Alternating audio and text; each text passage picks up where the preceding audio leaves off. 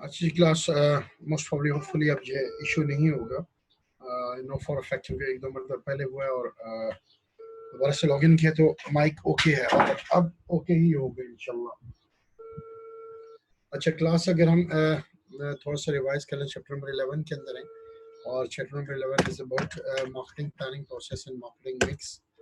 ठीक है, और इसके अंदर हम देखें तो ये आउटलाइन थी जिसमें हमने कुछ कवर कर लिया। Company wide strategic planning, defining marketing role, ठीक है। सेकंड है मार्केटिंग एंड कॉर्पोरेट स्ट्रेटजी है, और थर्ड मार्केटिंग स्ट्रेटजी है, मार्केटिंग एक्शन प्लान है, branding and marketing communication.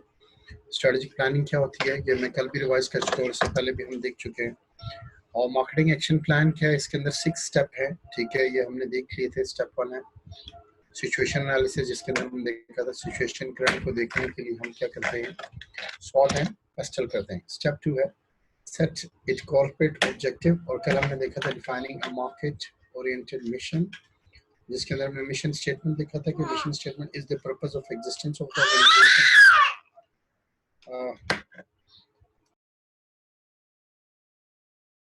just give me 1 minute class, sorry.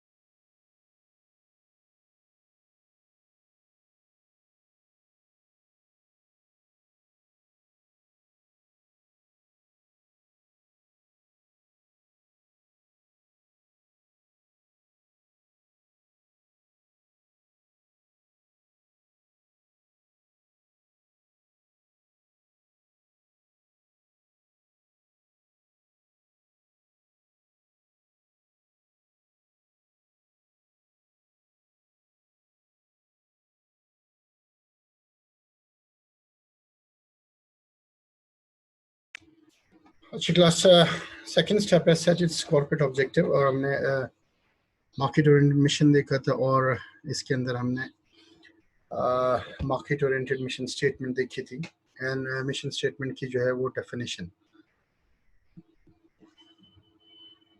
थोड़ा सा अगर इसका प्रीव्यू ये रिमाइंडर है तो ये it's about the planning and how you align with your marketing goals with that of your companies goals. So that's why ये चीज इसके अंदर जिक्र में है कि हम कंपनी की जो है मिशन को क्यों यहाँ पे स्टडी कर रहे हैं, ताकि हम अपने मार्केटिंग के गोल्स को अलाइन कर सकें with that of the company's goals, ठीक है। और मिशन स्टेटमेंट का हमने देखा its purpose of existence of the organisation, why do we even exist, ठीक है। ये लास्ट टाइम हम बड़ी डिटेल के अंदर देख चुके हैं, और हमने ऑटो मैन्युफैक्चरिंग का भी और ऑल्पस का भी मिशन की और नेस्ले की मिशन स्टेटमेंट जो है वो डिस्कस की थी।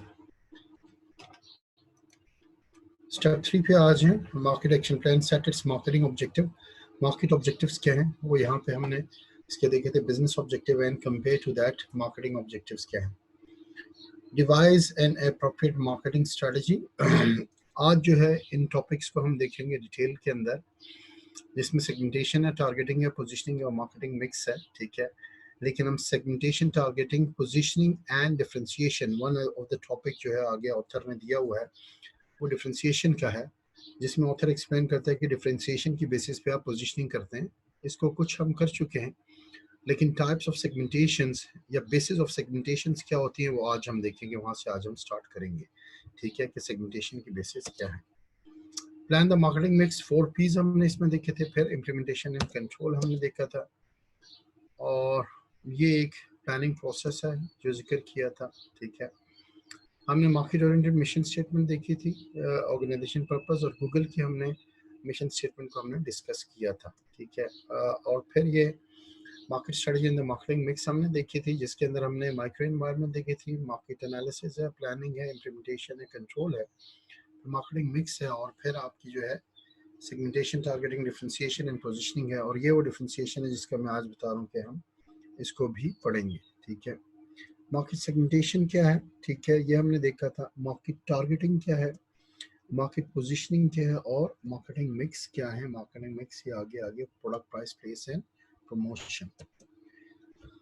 और ये managing the marketing efforts, overall हमने देखा था कि मार्केटिंग एफर्ट्स क्या हैं, ये इसके अंदर हमने यहाँ पे शेयर की थी। ठीक हो गया। ऑब्जेक्टिव्स हैं, ऑब्जेक्ट नहीं है, मार्केट ऑब्जेक्ट। ठीक है, ये आगे आप देखेंगे तो इंशाल्लाह आपको समझ आएगा। आज का लेक्चर भी चेक करते हैं।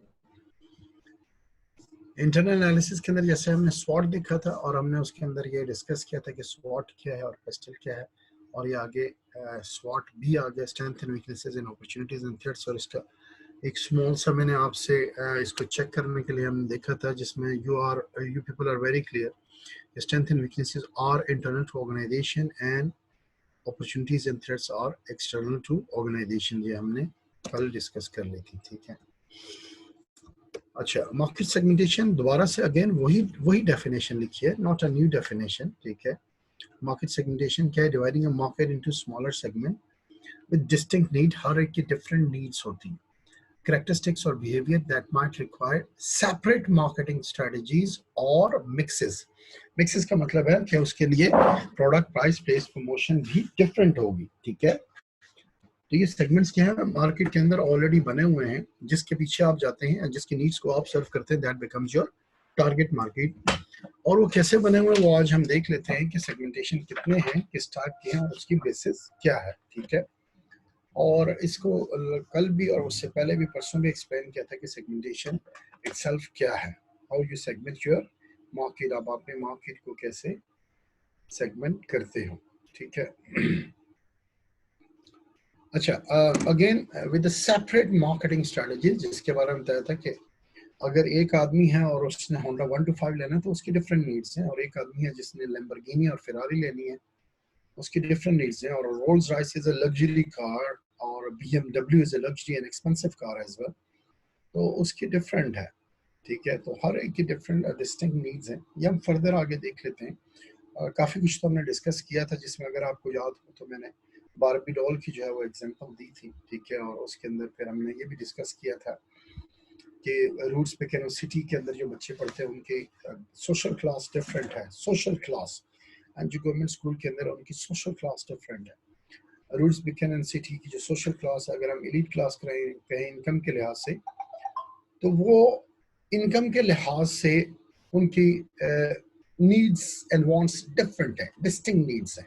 ठीक है, और उनका वियर एंड टियर डिफरेंट होगा, उनकी लग्जरीज डिफरेंट होंगी, उनकी फूड डिफरेंट होगी, उनका लाइफस्टाइल डिफरेंट होगा। तो ये सारी चीज़ें यार वन बाय वन हम देख लेते हैं। बेसिस फॉर सेगमेंटेशन, सेगमेंटेशन की क्या बेसिस है। ठीक है, यहाँ पे ऑथर ने जो है वो बताई हैं, 4 आपकी बुक में बताई हैं, एक मैंने ऐड की है जो कि फर्स्ट वन है, geographic segmentation. Second is demographic, demographic हम काफ़ी पढ़ चुके हैं, ज्योग्राफिक भी पढ़ चुके हैं। सोशो इकोनॉमिक सेगमेंटेशन, ठीक है, ये ऑल्दो समटाइम डेमोग्राफिक के अंदर आता है, लेकिन यहाँ पे ऑथर ने इसको अलग से सेपरेट किया हुआ है।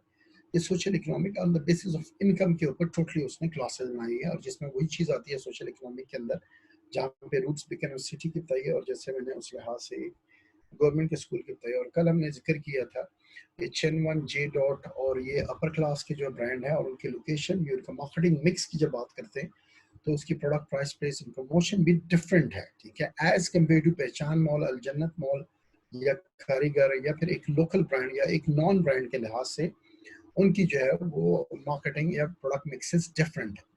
Psychographic या psychological segmentation, not a big difference between the psychographic and psychological segmentation हम देखेंगे। situational slash behavioral segmentation ये आपकी बुक के अंदर मौजूद है। ठीक है, ये आज हम देखेंगे। ठीक है, ज्योग्राफिक के लिहाज से अगर आपको याद हो, कल हमने जिक्र किया था, जैसे कि इस्लामाबाद के अंदर भी देखा जाए तो डिफरेंट ज्योग्राफी है।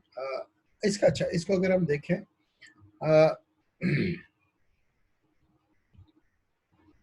ज्योग्राफिकल अगर हम देखा जाए तो जैसे इसके अंदर नेशंस, रीजन, स्टेट्स, काउंटीज और सिटीज आती हैं, ठीक है। इसी तरह अगर हम कह लें एशिया एक रीजन है, ठीक है, हम उसको अगर रीजन कहें, इसके अंदर पाकिस्तानी एक नेशन है, इंडियंस हैं, बंगालीज हैं, चाइनीज हैं, अफगानीज हैं, ये सारे एशिया रीजन के अंदर आते हैं, ठीक है। तो ये क्या डिवीजन है, that's on the basis of the geography, ठीक है। स्टेट्स जैसे यहाँ पे सूबे आ जाते हैं, ठीक है, फिर उसके बाद काउंटीज आती हैं और फिर सूबों के अंदर जो है जैसे शहर आते हैं, ये एक ज्योग्राफिकल है। और अब उर्दू में अगर लिटरली मीनिंग दिखे तो हम इलाकाई लिहाज से, ठीक है, हर इलाके के लिहाज से, और इन terms of that physical location उसके लिहाज से। और इस्लामाबाद की जैसे मैंने बात की थी, अगर इस्लामाबाद कैपिटल देखें तो इटसेल्फ इससे कैपिटल लगता है कि पोश इलाका है, लेकिन अगर ज्योग्राफिकली इस्लामाबाद को देखें तो इस्लामाबाद भी डिवाइड हुआ है डिफरेंट सेक्टर्स के अंदर। और इसके अंदर कुछ सेक्टर्स जो हैं वो बहुत रिच अमीर लोगों के रहने के, अगर आप उस जगह पे देखें, लोकेलिटी को देखें तो वो वाकई अमीरों की हैं, ठीक है। और उनकी मार्केट्स देखें तो वो उसी लिहाज से डिफरेंट उनकी मार्केट्स की आउटलुक है, उसकी स्ट्रक्चर है, और ब्रांड्स भी उसी लिहाज से है। इसी लिहाज से मिडिल क्लास भी है और फिर लोअर क्लास भी है, जिसके अंदर अगर जो पिंडी इस्लामाबाद में रहते हैं they know for a fact कि उसके अंदर G9 जो है एनापारा मार्केट के लोअर क्लास के लिए है, और यहाँ पे सस्ते में चीज़ें मिलती हैं, जैसा कि रावलपिंडी के राजा बाजार के अंदर हैं और इन एरियाज के अंदर आती हैं। फिर इस्लामाबाद के अंदर ही जोग्राफिकली अगर हम सेक्टर देखें F6 एंड F7, तो ये वो मार्केट्स हैं जहाँ पे अपर middle class and elite class आती है, यानी कि मिडिल क्लास में भी अपर क्लास और एलीट क्लास आती है। तो ये विद इन एक कैपिटल के अंदर जोग्राफियाई लिहाज से, इलाकाई लिहाज से सेक्टर वाइज जो है वो डिफरेंट पोजीशनिंग या डिफरेंट सेगमेंटेशन हुई हुई है, ठीक है।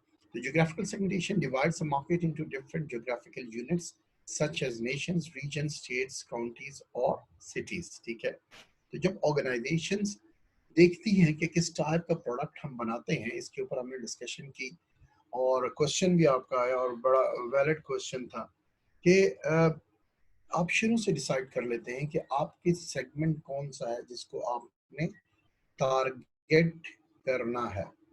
तो अगर आपने अमीरों के लिए ब्रांड बनाना है तो ठीक है, आपकी ज्योग्राफिकल लोकेशन पे वो इलाके होंगे, वो मार्केट्स होंगी, आपके प्लेस या स्टोर की आउटलेट वो जगह होगी जहाँ पे अमीर लोग रहते हैं, ठीक है।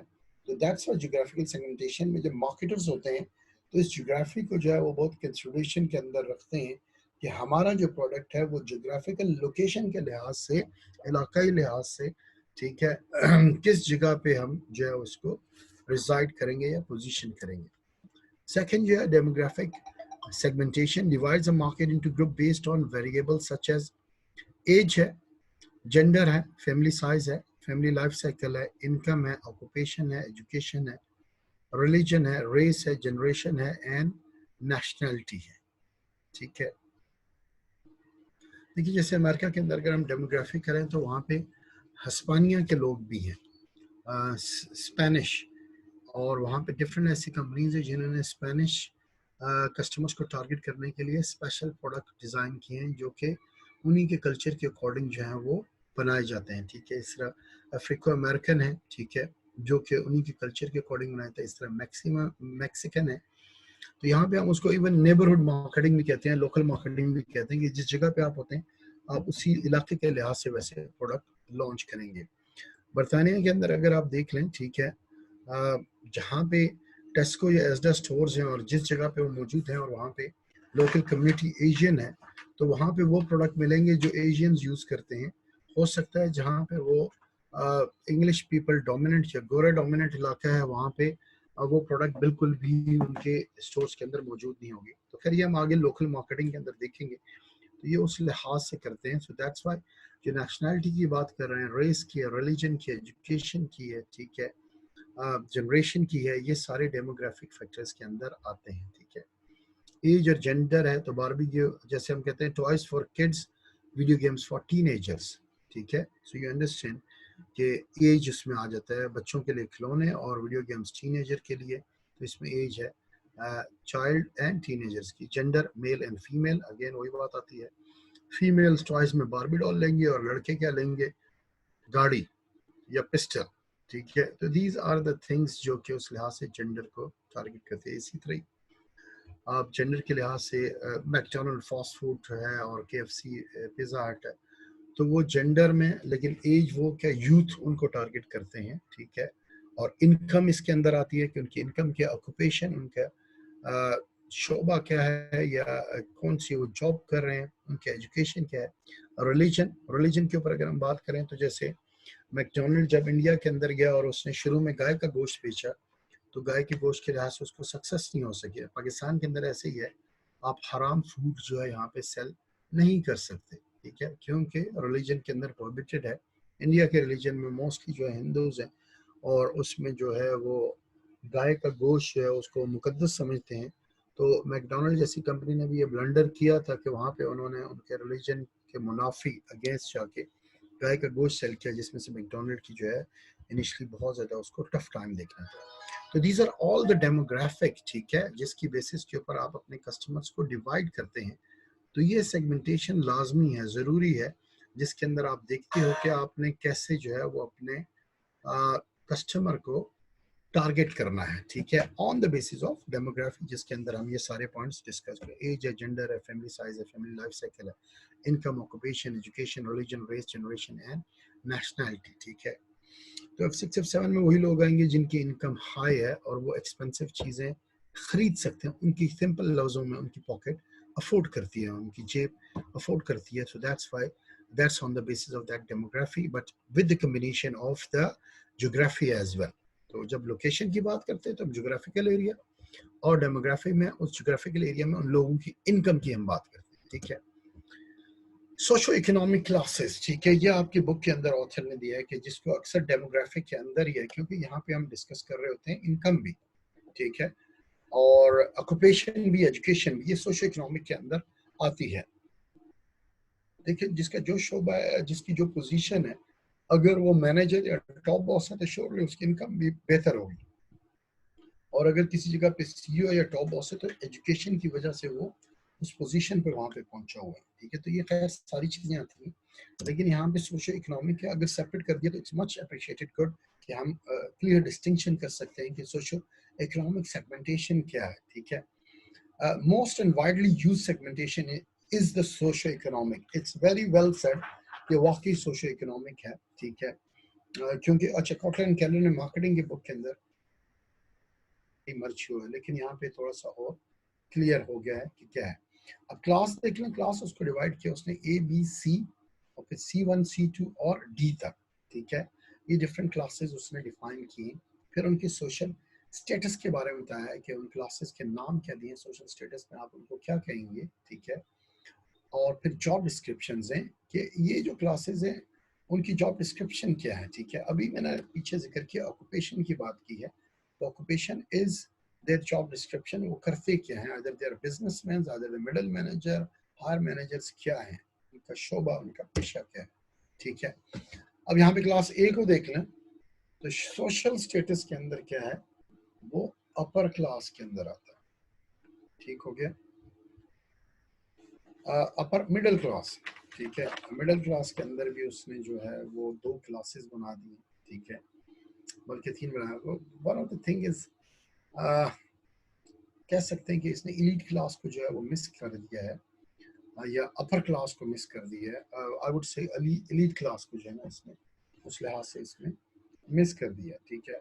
लेकिन लेट्स सी, मिडिल क्लास को अपर मिडिल क्लास भी कहा हुआ है, मिडिल क्लास भी कहा हुआ है और लोअर मिडिल क्लास कहा हुआ है। जैसे अभी मैंने वर्ड यूज किया था कि F6 F7 के अंदर या J dot and shirt and tie and गुल एमएल upper middle class and elite class के ब्रांड है, ठीक है। तो दैट व्हाट इट मींस, ठीक है। तो इस मिडिल क्लास से भी ऊपर एक क्लास आती है जिसको हम एलीट क्लास कहते हैं। खैर वो ऑथर ने यहाँ पे एक्सप्लेन नहीं किया, लेकिन यहाँ पे अगर हम देखें मिडिल क्लास, तो मिडिल क्लास में भी अपर मिडिल क्लास है। जॉब डिस्क्रिप्शन क्या है, higher managerial, administrative and professional, ठीक है। तो इसमें वो लोग आते हैं जो कि एक ऑर्गेनाइजेशन के अंदर टॉप पोजीशंस के ऊपर हैं, हायर मैनेजरियल पोजीशंस के ऊपर हैं, ठीक है, एडमिनिस्ट्रेशन के ऊपर हैं, या फिर प्रोफेशनल अगर हम कहें तो वो IT प्रोफेशनल्स आ जाते हैं, जिसके अंदर एनालिस्ट आते हैं, प्रोग्रामर्स आते हैं, और इसी लिहाज से उनकी इनकम भी ज्यादा है। बी क्लास के अंदर देख लें तो मिडिल क्लास आ रहा है, ये हम कह सकते हैं मिडिल क्लास है। मिडिल क्लास के अंदर जो है उसकी मिडिल पे है, इसमें मिडिल मैनेजमेंट है। आप ऊपर देख सकते हैं कि हायर मैनेजरियल है, लेकिन यहाँ पे क्या आती है middle management, administrative and professional. वही एडमिनिस्ट्रेशन में भी असिस्टेंट एडमिनिस्ट्रेशन हो सकते हैं, प्रोफेशनल के अंदर भी वो हो सकता है कि not fully professional, like low professional एक कैलिबर के अंदर वो आते हैं। लोअर मिडिल क्लास अगेन सी कैटेगरी, डिफरेंट क्लासेस बनाई हैं। C1 है supervisor, clerical, junior management, administrative staff, ठीक है। अब उनकी सैलरी भी उसी लिहाज से कम होगी, ठीक है। और उनकी क्लास भी उसने लोअर मिडिल क्लास के अंदर कर दी है, ठीक है।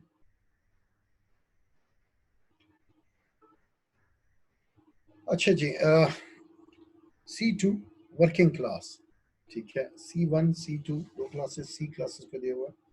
Semi and unskilled manual jobs, ऐसे लोग जिनकी सेमी स्किल्ड हैं या फिर वो अनस्किल्ड हैं, ठीक है, बिल्कुल एक लेबर है और वो मैनुअल जॉब कर रहे हैं, जिसके अंदर मजदूर तबका, लेबर तबका, या कुछ स्किल्ड वर्कर हैं जिसके अंदर इलेक्ट्रिशियन है, प्लम्बिंग है, या फिर ऑटो टेक्नीशियंस हैं, ये टाइप के जो कुछ स्किल्ड वर्कर हैं, ये उस वर्किंग क्लास के अंदर आते हैं। ये इनकी क्या है, अगेन लोअर है। D subsistence, pensioners, widows, lowest grade worker, clerical आप कह सकते हैं, या 1-2 ग्रेड या 4 ग्रेड के लोग जो हैं वो इस सबसिस्टेंस के अंदर आते हैं, ठीक है।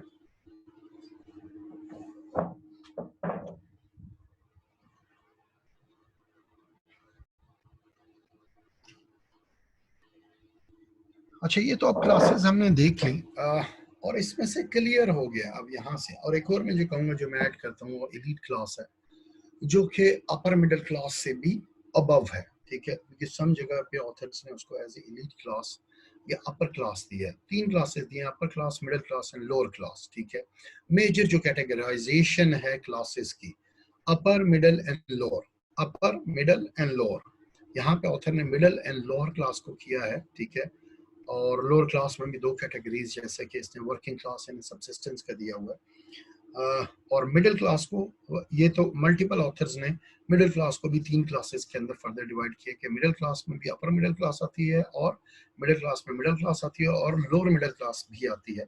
लेकिन one of the thing is that कि वो जो एलीट क्लास है और जो अपर क्लास है, वो आप कह सकते हैं अबव देन दैट, ठीक है। जो कि सीईओज हैं, को फाउंडर्स हैं, बिजनेसमैन हैं, ठीक है, और बड़ी कंपनीज के सीईओज हैं और हायर मैनेजरियल पोस्ट के अंदर है, और उनकी इनकम जो है वो मिडिल क्लास के मैनेजर से भी ज्यादा है, तो वो लोग उस कैटेगरी के अंदर आते हैं, ठीक हो गया। अच्छा, अब इसके अंदर जो क्वेश्चन आता है कि व्हाई दीज क्लासेस, और मैनेजमेंट का, मार्केटिंग का इसमें क्या रोल है, ठीक है।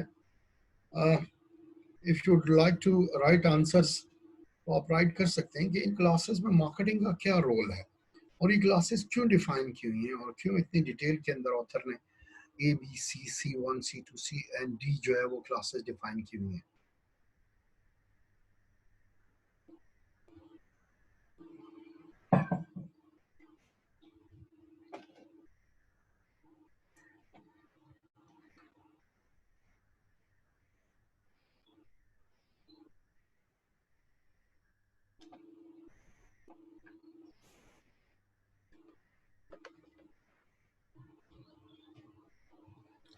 अच्छा, अगर हम इन क्लासेस के बारे में देख लें, ठीक है, तो इन क्लासेस की क्लियरली जो है, let me take some suggestion if you have given. ठीक हो गया, ताकि इन्हें टारगेट कर सके, इनकम के लिहाज से ग्रुप बना दिए। अब आपने जब देखना है कि आपने कौन सा प्रोडक्ट लॉन्च करना है, तो फिर आप उस लिहाज से उसकी प्राइस, राइटली प्राइस, फिर उसकी क्वालिटी, वैल्यू फॉर मनी, उसी प्राइस के अगेंस्ट क्या क्वालिटी आप डिलीवर कर रहे हैं, तो आप देख लेते हैं कि आपने अपने आप को, अपने प्रोडक्ट को पोजीशन किस लिहाज से करना है। मिडिल क्लास का ब्रांड है, अपर मिडिल क्लास का है, या एलीट क्लास का है, या फिर लोअर मिडिल क्लास का है, या वर्किंग क्लास के लिए है। आपने उस लिहाज से अपने आप को देखना है कि यहाँ पे आप अपने आप को पोजीशन कर रहे हैं, ठीक हो गया।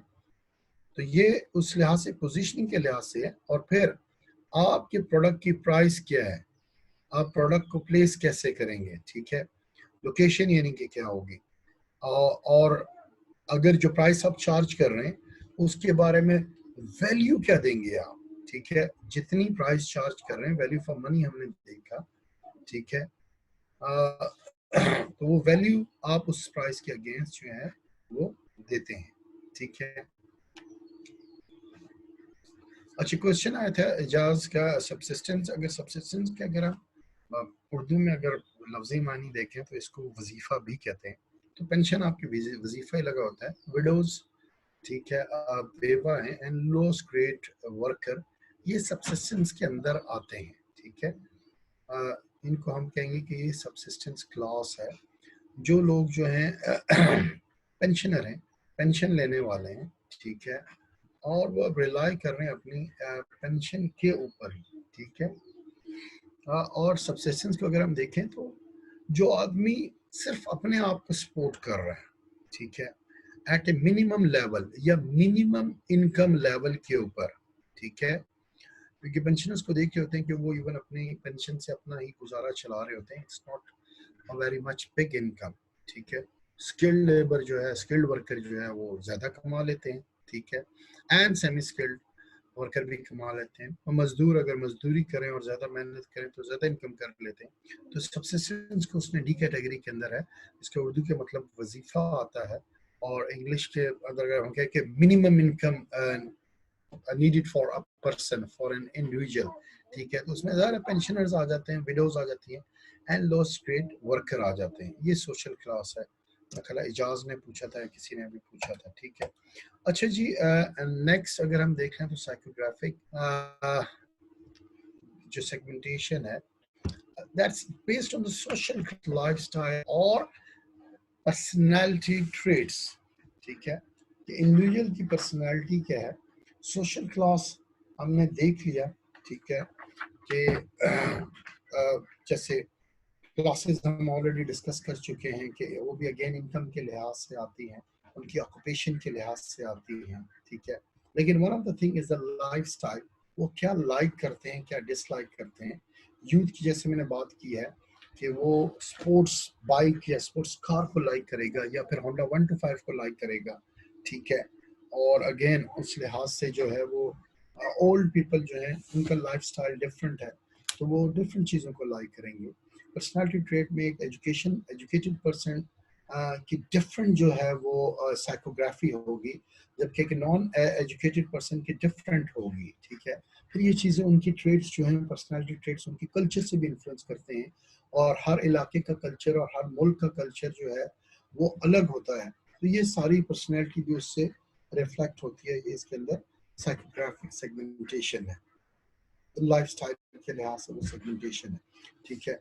अब यूथ का जो ब्रांड होता है उसमें एड्स में भी वही लाइफस्टाइल दिया जाता है, और वही रोल मॉडल्स जिसको हम कहते हैं, जिसके अंदर सेलिब्रिटीज आ जाती हैं, वही दी जाती हैं जो यूथ के अंदर पॉपुलर होती हैं, ठीक है। तो ये उस लिहाज से उसी लाइफस्टाइल और उन चीज़ों को जो है वो टारगेट करते हैं। जैसे मैं अगर एक एग्जांपल दूं लाइफस्टाइल के लिहाज से, तेज दम ने अपने आप को पोजीशन किया कि ऐसे लोग जो जवान हैं और मर्द हैं और जो है एडवेंचरस हैं, जैसे उनका एक टैग लाइन भी है, तेज दम लगे ठा करके, ठीक है।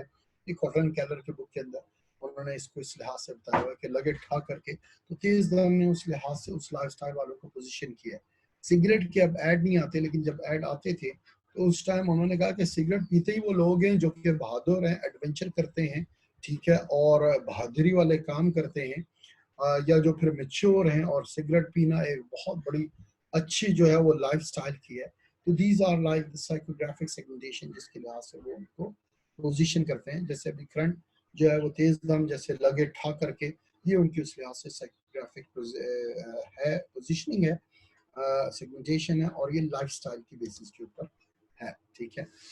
फिर आ जाती है आपकी बिहेवियरल स्लैश सिचुएशनल सेगमेंटेशन। अच्छा क्लास, एक चीज सॉरी मैं पॉइंट आउट करना भूल गया, देखिए इसके ऊपर लिखा है सेगमेंटिंग कंज्यूमर मार्केट, ठीक है। सेगमेंटिंग कंज्यूमर मार्केट सारी स्लाइड्स के अंदर जो है वो कंज्यूमर मार्केट की बात कर रहा है। आई नो कि शुक्र इससे पहले हम इसको डिस्कस कर चुके हैं। One is the business market and other is the consumer market.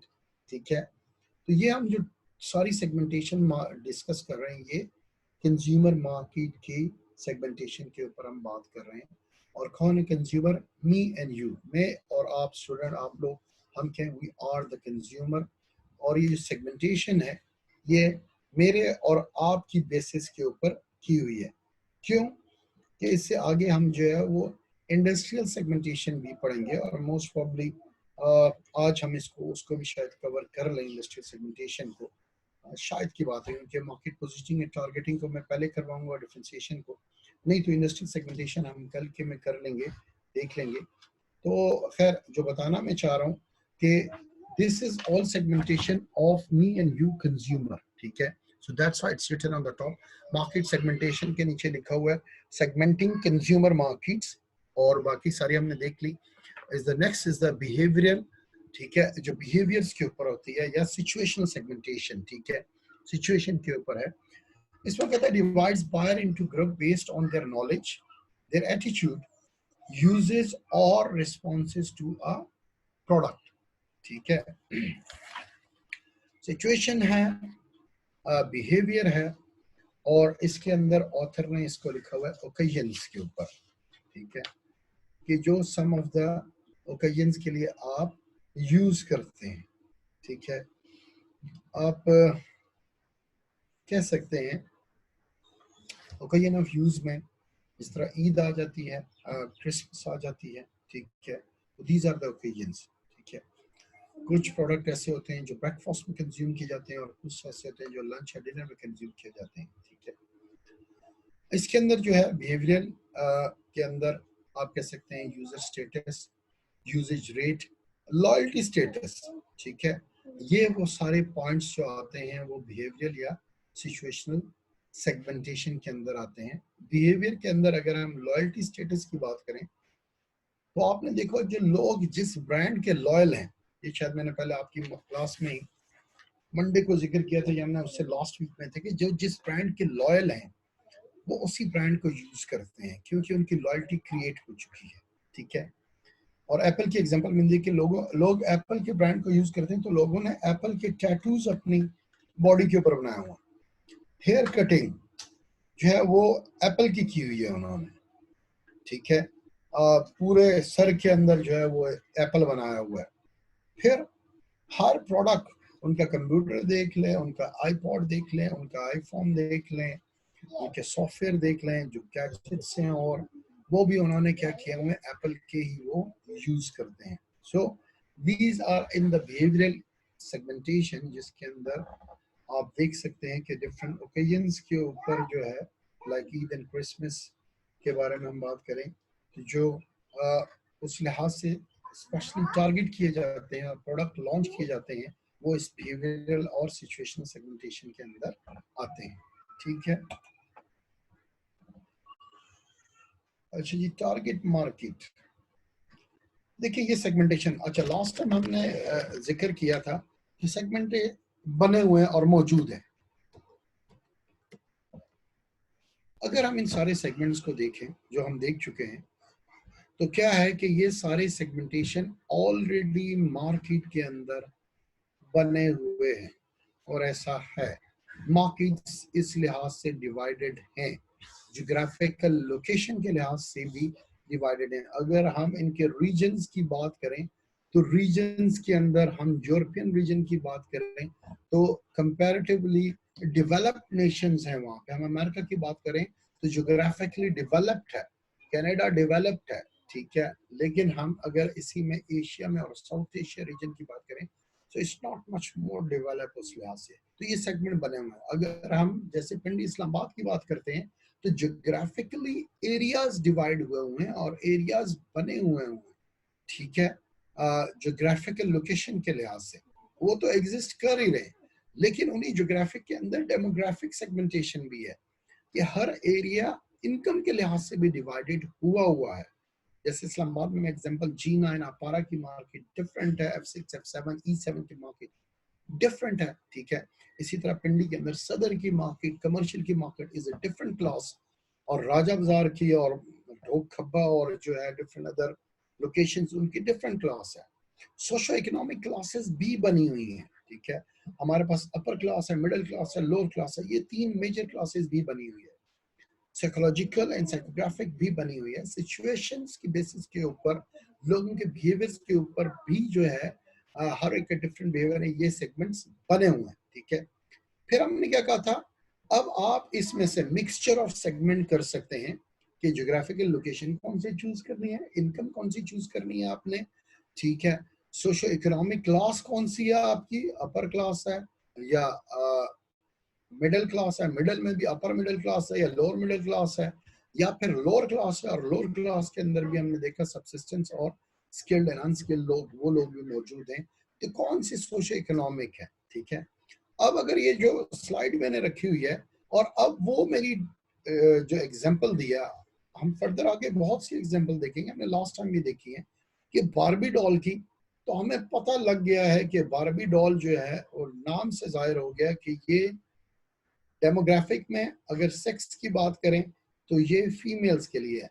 Sex के अंदर डेमोग्राफिक में अगर हम एज की बात करें तो ये छोटी बच्चियों के लिए है, ठीक है। डेमोग्राफिक में हम बात करें तो ऑक्यूपेशन उन लोगों के लिए है जो अच्छे शोबा जात के अंदर हैं, जिनका ऑक्यूपेशन उनकी जो पोस्ट है वो अच्छी है। और सोशो इकोनॉमिक को जैसे मैंने बताया, डेमोग्राफिक को बाज ऑथर ने सोशो इकोनॉमिक को डेमोग्राफिक के अंदर ही है डाला हुआ, लेकिन सोशो इकोनॉमिक भी हमने पढ़ लिया है।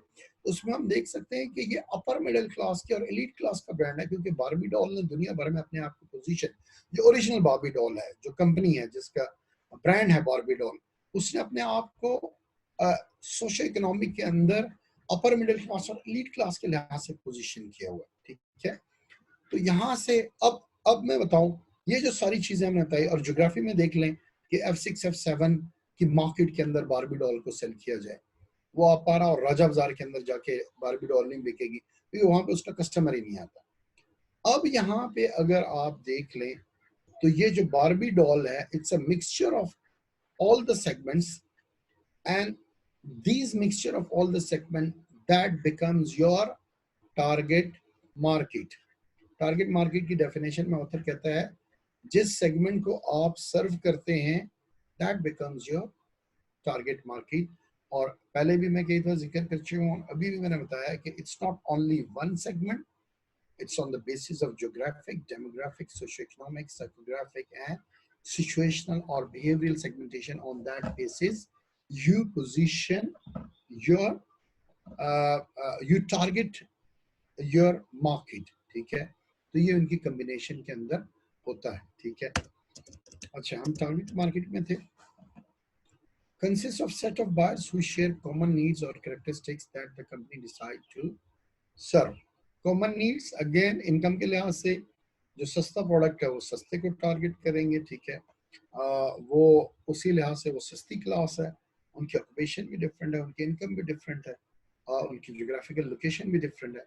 तो दैट्स अ टारगेट मार्केट जो कि शेयर कॉमन नीड्स और characteristic that the company decides to serve. अभी टारगेट मार्केट की डेफिनेशन है कि जिस सेगमेंट को आप सर्व करना चाहते हैं that becomes your target market. वही चीज यहाँ पे ऑथर ने बताई है, ठीक है।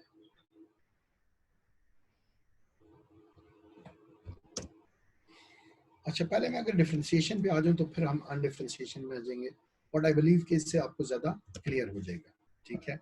क्योंकि डिफरेंशिएशन को हम कल भी डिस्कस कर चुके हैं, जिसके अंदर अगर याद हो तो हम shirt and tie, outfitters, cross stores, J dot, इन सब को हमने कहा। और अगर हम इसमें देखें तो ये सस्ते में नहीं दे रहे, ये महंगे में दे रहे हैं। इनकी अगर क्लास है तो अपर middle class and elite class है, ठीक है, जो अभी हमने सोशो इकोनॉमिक के अंदर पढ़े। लेकिन अच्छा, सारे गारमेंट्स दे रहे हैं, लेकिन सारे आपस में एक दूसरे से अपने आप को क्या कर रहे हैं, डिफरेंशिएट कर रहे हैं। डाइनर, शर्ट एंड टाई आपस में एक दूसरे से डिफरेंशिएट कर रहे हैं। जे डॉट और खाड़ी भी अपने आप को आपस में डिफरेंशिएट कर रहे हैं। आउटफिटर्स, लीवाइस आपस में एक दूसरे से डिफरेंशिएट कर रहे हैं। और ये सारे brand dinar, Levi's, outfitters, shirt and tie, crossroads, Gul Ahmed, चैनवन, ये सारे गारमेंट्स के ब्रांड हैं और ये सारे आपस में एक दूसरे से क्या कर रहे हैं, डिफरेंशिएट कर रहे हैं। ठीक है, तो ये डिफरेंशिएटेड मार्केटिंग है। Target several different market segment and design separate offers for each. Goal is to achieve higher sales and stronger position. आपने पोजीशन स्ट्रॉन्गर करनी है। ये जो लास्ट पॉइंट है, more expensive than undifferentiated marketing, and that's the thing जो मैं बताना चाह रहा हूँ। वंस यू डिफरेंशिएट करते हैं तो आप सस्ते में प्रोडक्ट बहुत मुश्किल है प्रोवाइड कर सकें। क्यों कि डिफरेंशिएशन के अंदर आपने अपने आप को हर लिहाज से डिफरेंशिएट करना है, in terms of quality, in terms of placement, in terms of product features, ठीक है, in terms of price as well. So it's more expensive than undifferentiated market. ये आपको आगे फर्दर और कॉन्सेप्ट भी क्लियर होगा क्योंकि हमने आगे जेनेरिक स्ट्रेटजीज भी पढ़ी है। अब अगर देख लें तो हम कह सकते हैं कि एप्पल क्या कर रहा है, अपने आप को हाईली डिफरेंशिएट कर रहा है। BMW क्या कर रही है, हाईली डिफरेंशिएट कर रही है। रोल्स रॉयस क्या कर रही है, हाईली डिफरेंशिएट कर रही है। फेरारी डिफरेंशिएट कर रही है। अच्छा, नेक्स्ट क्वेश्चन आ जाता है, ये जो सारे डिफरेंशिएटेड प्रोडक्ट्स हैं और डिफरेंशिएटेड मार्केटिंग स्ट्रेटजी है, क्या ये सस्ते हैं? नहीं, ये सस्ते नहीं है। ये क्या है, महंगे प्रोडक्ट्स हैं, महंगे ब्रांड्स हैं। सो डिफरेंशिएशन सस्ती हो नहीं सकती है, आप अफोर्ड ही नहीं कर सकते कि आप सस्ती डिफरेंशिएशन करें। सो डिफरेंशिएशन इज एक्सपेंसिव। ठीक हो गया। But again target marketing strategy है और आप किस बेसिस के ऊपर टारगेट कर रहे हैं, on the basis of differentiation. Differentiation की बेसिस पे कर रहे हैं। ठीक है, अब ये सारे ब्रांड मैंने लिए, ये सारे क्या हैं, डिफरेंशिएशन के हैं। ठीक हो गया। अब आ जाते हैं जिनके नाम लिए हैं मैंने। अब हम चलते हैं पुरानी स्लाइड के ऊपर जो मैंने कहा बाद में बताऊंगा कि undifferentiated marketing targets the whole market with one offer। ठीक है, इसके अंदर वो कॉन्सेप्ट आता है जो अक्सर मैं मार्केटिंग पढ़ाते हुए शुरू में और मैं कई बार इसमें भी कह चुका हूँ कि मार्केटिंग का पुराना कॉन्सेप्ट क्या था, सब कुछ बनाओ और सबको बेचो। ठीक है, लेकिन अब क्या है कि आप एक सेगमेंट को चूज करो और उनकी नीड्स को बेटर सर्व करो, that becomes your target market. लेकिन देखिए अनडिफरेंशिएटेड में कह रहा है marketing targets the whole market with one offer. Mass marketing focuses on common needs rather than what's different। सब कुछ बनाओ, सबको बेचो। ये नहीं है कि आप एक सेगमेंट को टारगेट कर रहे हो, बल्कि आप क्या कर रहे हो कि इसके ऊपर नहीं फोकस करना कि आपने अपने आप को डिफरेंशिएट नहीं करना, बल्कि आपने कोशिश करनी है कि जो कॉमन नीड्स हैं सबकी, उनको फुलफिल कर दिया जाए। ठीक है, अगर आप नॉन ब्रांडेड क्लोथिंग को लें तो अगर देखा जाए तो वो अपने आप को किसी भी लिहाज से डिफरेंशिएट नहीं कर रही होती है और वो वेरी कॉमन है। इवन समटाइम डिजाइन्स भी कॉपी किए हुए होते हैं और एक नॉर्मल सा जो है स्टफ है और एम्ब्रॉयडरी भी उसके ऊपर नॉर्मल है। तो वो क्या कर रहे हैं, मैस मार्केटिंग है जो कि महंगी भी नहीं है, सस्ते में, और कोशिश कर रहे हैं वो ज्यादा से ज्यादा फोकस किसके ऊपर है, ज्यादा से ज्यादा उसको सेल करने के ऊपर फोकस है। ठीक है, तो टारगेट मार्केटिंग स्ट्रेटजीज में अनडिफरेंशिएटेड भी है और डिफरेंशिएटेड भी है। But what I would say according to the authors, this differentiation marketing is one of the good, जिसके अंदर आप टारगेट मार्केट को जो है वो चूज करते हैं और उसको सर्व करते हैं। ठीक है,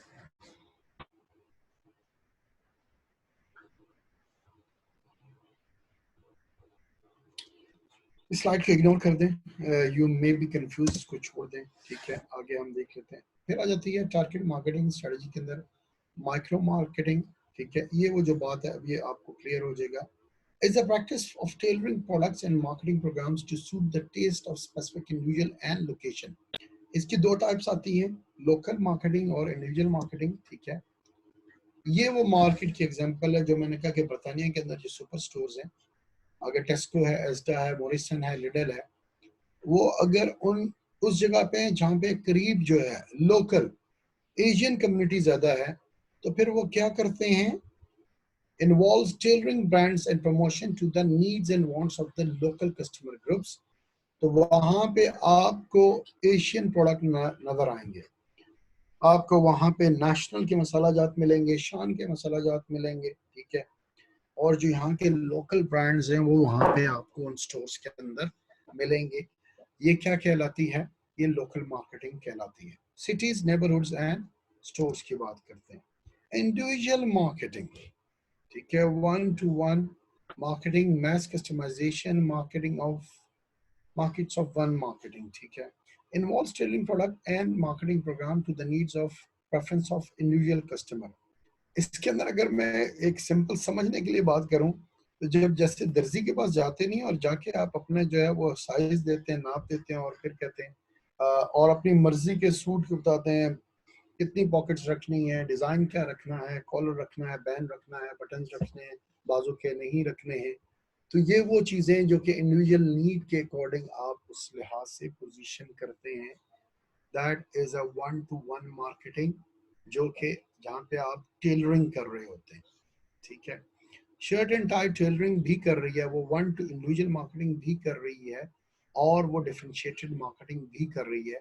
जो लोग अपनी मर्जी के कपड़े सिलवाना चाहते हैं, तो उसके लिए शर्ट एंड टाई क्या कर रही है, इंडिविजुअल मार्केटिंग कर रही है, and that is their target market, कि वो स्टिच भी करते हैं। ठीक हो गया, तो ये इंडिविजुअल मार्केटिंग के अंदर आता है। नेक्स्ट इज द पोजीशन, और ऊपर आप स्लाइड देख लें कि डिफरेंशिएशन एंड पोजीशनिंग बात कर रहा है, ठीक है। क्लास 5 to 7 मिनट की ब्रेक ले लेते हैं, उसके बाद हम दोबारा से बैठते हैं, ठीक है, और दोबारा जो किया है उसको रिव्यू करूंगा और फिर हम आगे डिफरेंशिएशन, क्योंकि इट्स अ न्यू कॉन्सेप्ट और अच्छा कॉन्सेप्ट है, इससे मैं चाह रहा हूँ कि ब्रेक के बाद हम इसको स्टार्ट कर लेते हैं, ठीक है। तो 31 हो गया, 36 37 के ऊपर हम दोबारा से स्टार्ट करते हैं क्लास।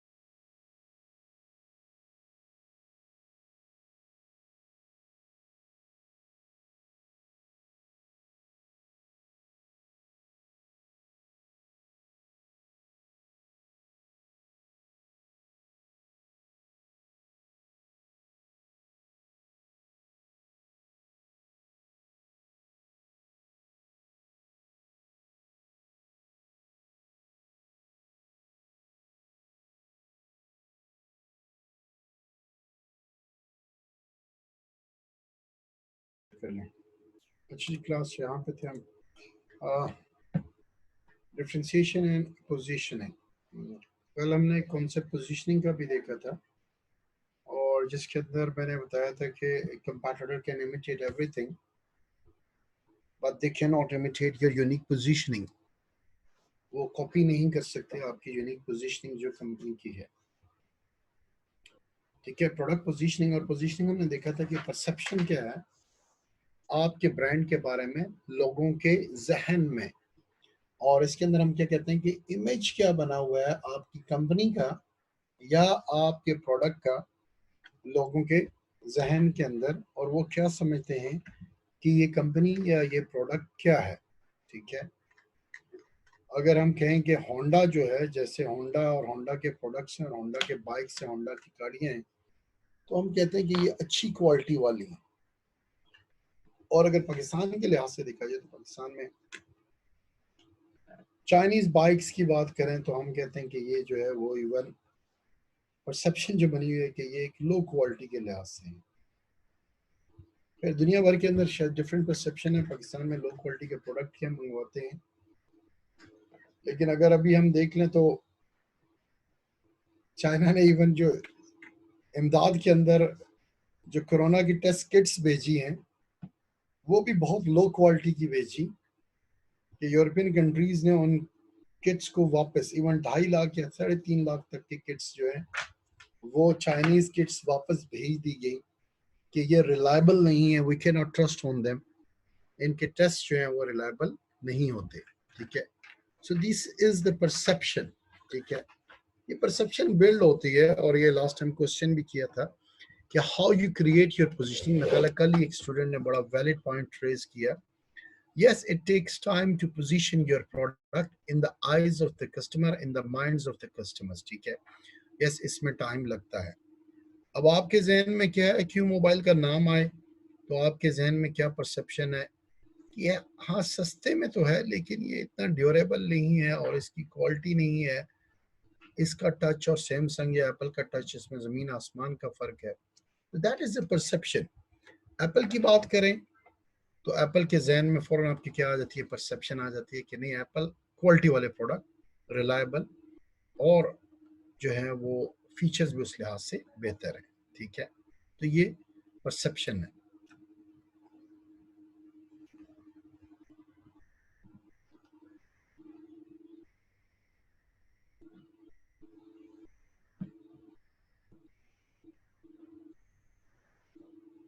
बिल्कुल काशिफ, अनडिफरेंशिएटेड के अंदर फ्लोर इंडस्ट्री और शुगर मिल बिल्कुल आ सकती है, जहाँ पे आप बिल्कुल अनडिफरेंशिएट कर सकते हैं।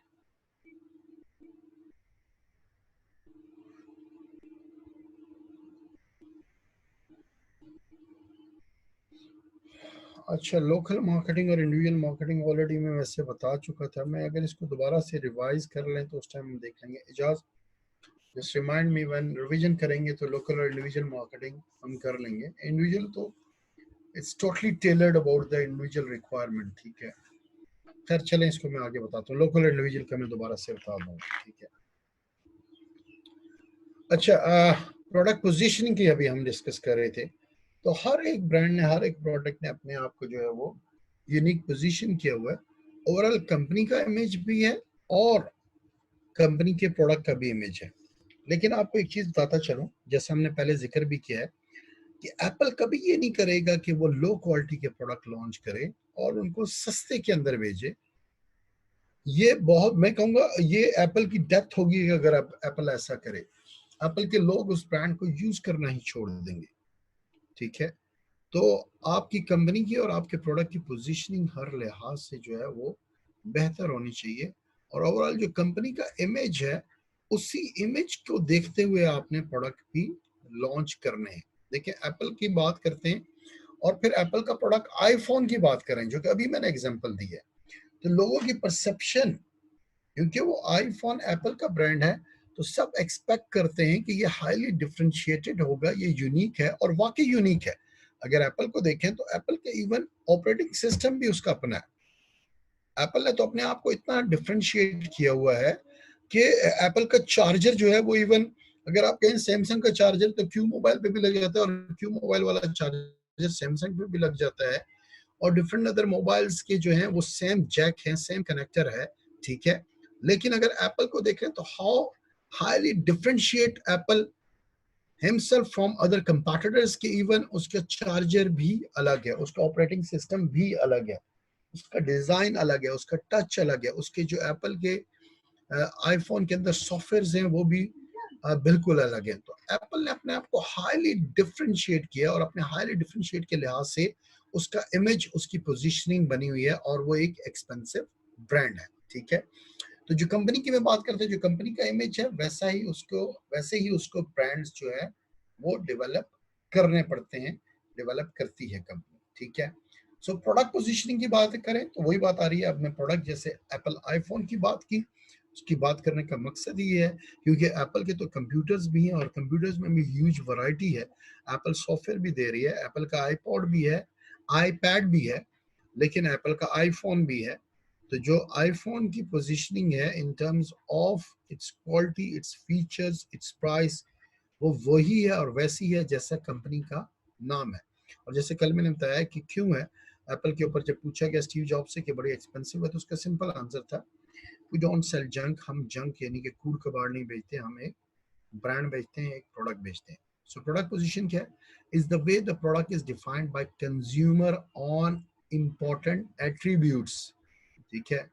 अगर आपसे कोई पूछना शुरू हो जाए तो आप बता देते हैं कि डेल का लैपटॉप है, इसके क्या एट्रीब्यूट्स हैं, एप्पल का है क्या एट्रीब्यूट्स हैं, एप्पल का फोन है तो क्या है। तो इन टर्म्स ऑफ जो कंज्यूमर डिफाइन करता है आपके प्रोडक्ट को, जो परसेप्शन बिल्ड हुई है उसके एट्रीब्यूट के लिहाज से, the place the product occupies in consumer minds, जो लोगों के जहन में, मैंने भी बताया कि लोगों के जहन में जो इमेज बना हुआ है relative to competing products, ये बहुत जरूरी है कि कंपैटिटर के अगेंस्ट आपके प्रोडक्ट का क्या इमेज बना हुआ है। और ये जो डिफरेंशिएटेड एग्जांपल मैंने आपको दी, टोटल डिफरेंट, ये देखिए क्यू मोबाइल का डिफरेंट इमेज है, सैमसंग का डिफरेंट है, और एप्पल का डिफरेंट है, ओप्पो का डिफरेंट है, ठीक है, वीवो का डिफरेंट है। तो हर एक का हर प्रोडक्ट के बारे में डिफरेंट इमेज बना हुआ है। एप्पल की बात आती है तो कहते हैं जबरदस्त क्वालिटी, ठीक है, बट एक्सपेंसिव, लेकिन हर लिहाज से हर चीज उसकी बहुत बेहतर है। कैमरा, कैमरा के पिक्सल्स, उसके सॉफ्टवेयर, उसका ऑपरेटिंग सिस्टम, उसका प्रोडक्ट, ठीक है। तो ये सारी चीजें उस लिहाज से उसकी हैं। तो प्रोडक्ट पोजीशनिंग है, ठीक है, कि कैसे प्रोडक्ट को पोजीशन किया हुआ है। अब पोजीशनिंग में अगर हम देख लें तो BMW, Rolls Royce, Ferrari, Lamborghini, Apple, British Airways, Emirates, ये सारे क्या कर रहे हैं, हाईली डिफरेंशिएट कर रहे हैं, और उन्होंने अपने आप को पोजीशन किया on the basis of differentiation. उससे पहले सारे मैं गारमेंट्स के ब्रांड के नाम ले चुका हूँ, और वो सारे ब्रांड अपने आप को एक दूसरे से डिफरेंशिएट कर रहे हैं। सारे गारमेंट्स हैं, 5 6 7 गारमेंट्स दे रहे हैं, सारे एक क्लास को टारगेट कर रहे हैं, लेकिन सारे एक दूसरे से अपने आप को डिफरेंशिएट कर रहे हैं। अब प्रोडक्ट पोजीशन की बात आती है, या कंपनी की हम बात करें तो जैसे है कि कैसे उन्होंने क्लियर इमेज बनाया हुआ है कि नहीं बनाया हुआ। हमने लास्ट डेफिनेशन में देखा था कि क्लियर इमेज बना होना, ठीक है। तो क्लियर इमेज, अगर हम कुर्ता शलवार के मैं जिक्र ही करता हूँ तो फौरन आपके जहन में खाड़ी और जे डॉट आएगा, ऐसे ही है। अगर मैं पेंट शर्ट की बात करता हूँ तो आपके जहन में जे डॉट और खाड़ी नहीं आएगा। मैं पेन्स में अगर जीन्स और टी शर्ट की बात करूँ तो आपके जहन में शर्ट एंड टाई और डायनास नहीं आएगा, आपके जहन के अंदर जीन्स शॉगर में आउटफिटर्स और लिवाइस आएगा। तो दैट्स अ पोजीशनिंग, क्योंकि उन्होंने अपने प्रोडक्ट को और कंपनी को ओवरऑल पोजीशन किया हुआ है in terms of their casual, formal and shalwar kameez के ड्रेसेस के लिहाज से। तो परसेप्शन हम डिस्कस कर चुके हैं। इंप्रेशन क्या है, उसका क्या इंप्रेशन है, what are the feeling of the customer about that product, that is the positioning, ठीक है, दैट्स अ प्रोडक्ट पोजीशनिंग, ठीक है। जो माइंड्स ऑफ द कस्टमर हम पहले देख चुके हैं कि कस्टमर के माइंड में आपके प्रोडक्ट के बारे में क्या इमेज है, परसेप्शन है, ठीक है। Again, differentiation and positioning.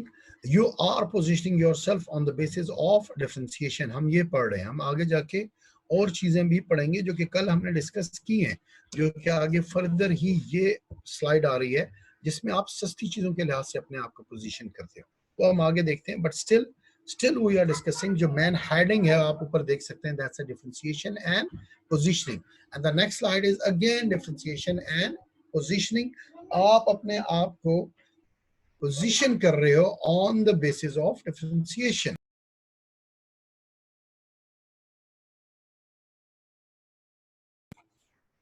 ठीक हो गया। अगेन नेक्स्ट स्लाइड है, again differentiation and positioning, choosing a differentiation and positioning strategy. I believe आपको समझ आ गया क्योंकि हम डिटेल में कल से आज तक डिफरेंशिएशन के ऊपर ही पोजीशनिंग कर रहे हैं। ऑल्दो कुछ एग्जांपल मैंने जैसे Punjab cash and carry, Madina cash and carry और सेफ मार्ट की मैंने एग्जांपल दी, ये वो लो प्राइस के लिहाज से कर रहे हैं, वो डिफरेंशिएशन की बेसिस पे नहीं कर रहे। ठीक है, खैर हम आगे देखते हैं। Identify a set of possible competitive advantage to build position, कि जब आपने डिफरेंशिएशन की बेसिस के ऊपर करना है तो आपके पास कोई ना कोई कंपैटिटिव एडवांटेज होना चाहिए। क्लास इस पहली लाइन के अंदर ही कंपैटिटिव एडवांटेज लिखा हुआ है। आई डोंट नो कि आपकी क्लास में डिस्कस हुआ है कि नहीं हुआ। कंपैटिटिव एडवांटेज क्या होता है? Anyone can want to contribute, just write a message, so what is in your mind? I believe कि शायद ये competitive advantage हमने डिस्कस भी किया हुआ है। okay, just write down answers. What is a competitive advantage? आप क्या समझते हैं competitive advantage क्या है?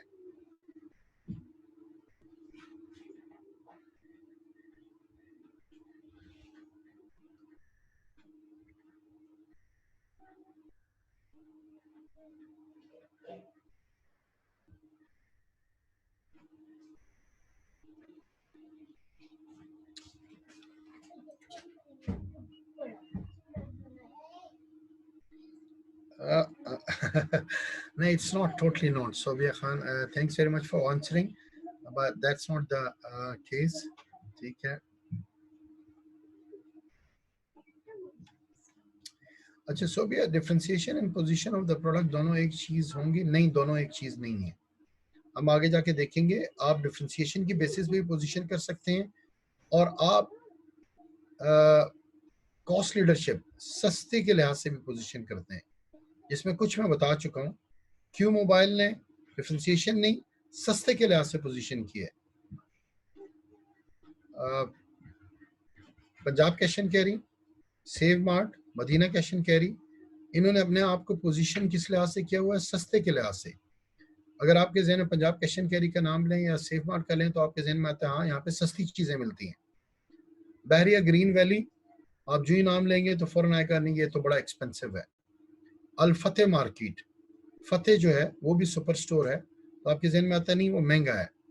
शाहीन और डिवॉटसन, वो क्या है? महंगा है। तो शाहीन, डिवॉटसन, अल फतेह ये तो डिफरेंशिएट कर रहे हैं, लेकिन Madina cash and carry, Punjab cash and carry और सेफ मार्ट क्या कर रहे हैं? उन्होंने अपने आप को पोजीशन किया हुआ है सस्ते के लिहाज से। ये आगे आ रहा है, आगे हम देख लेते हैं।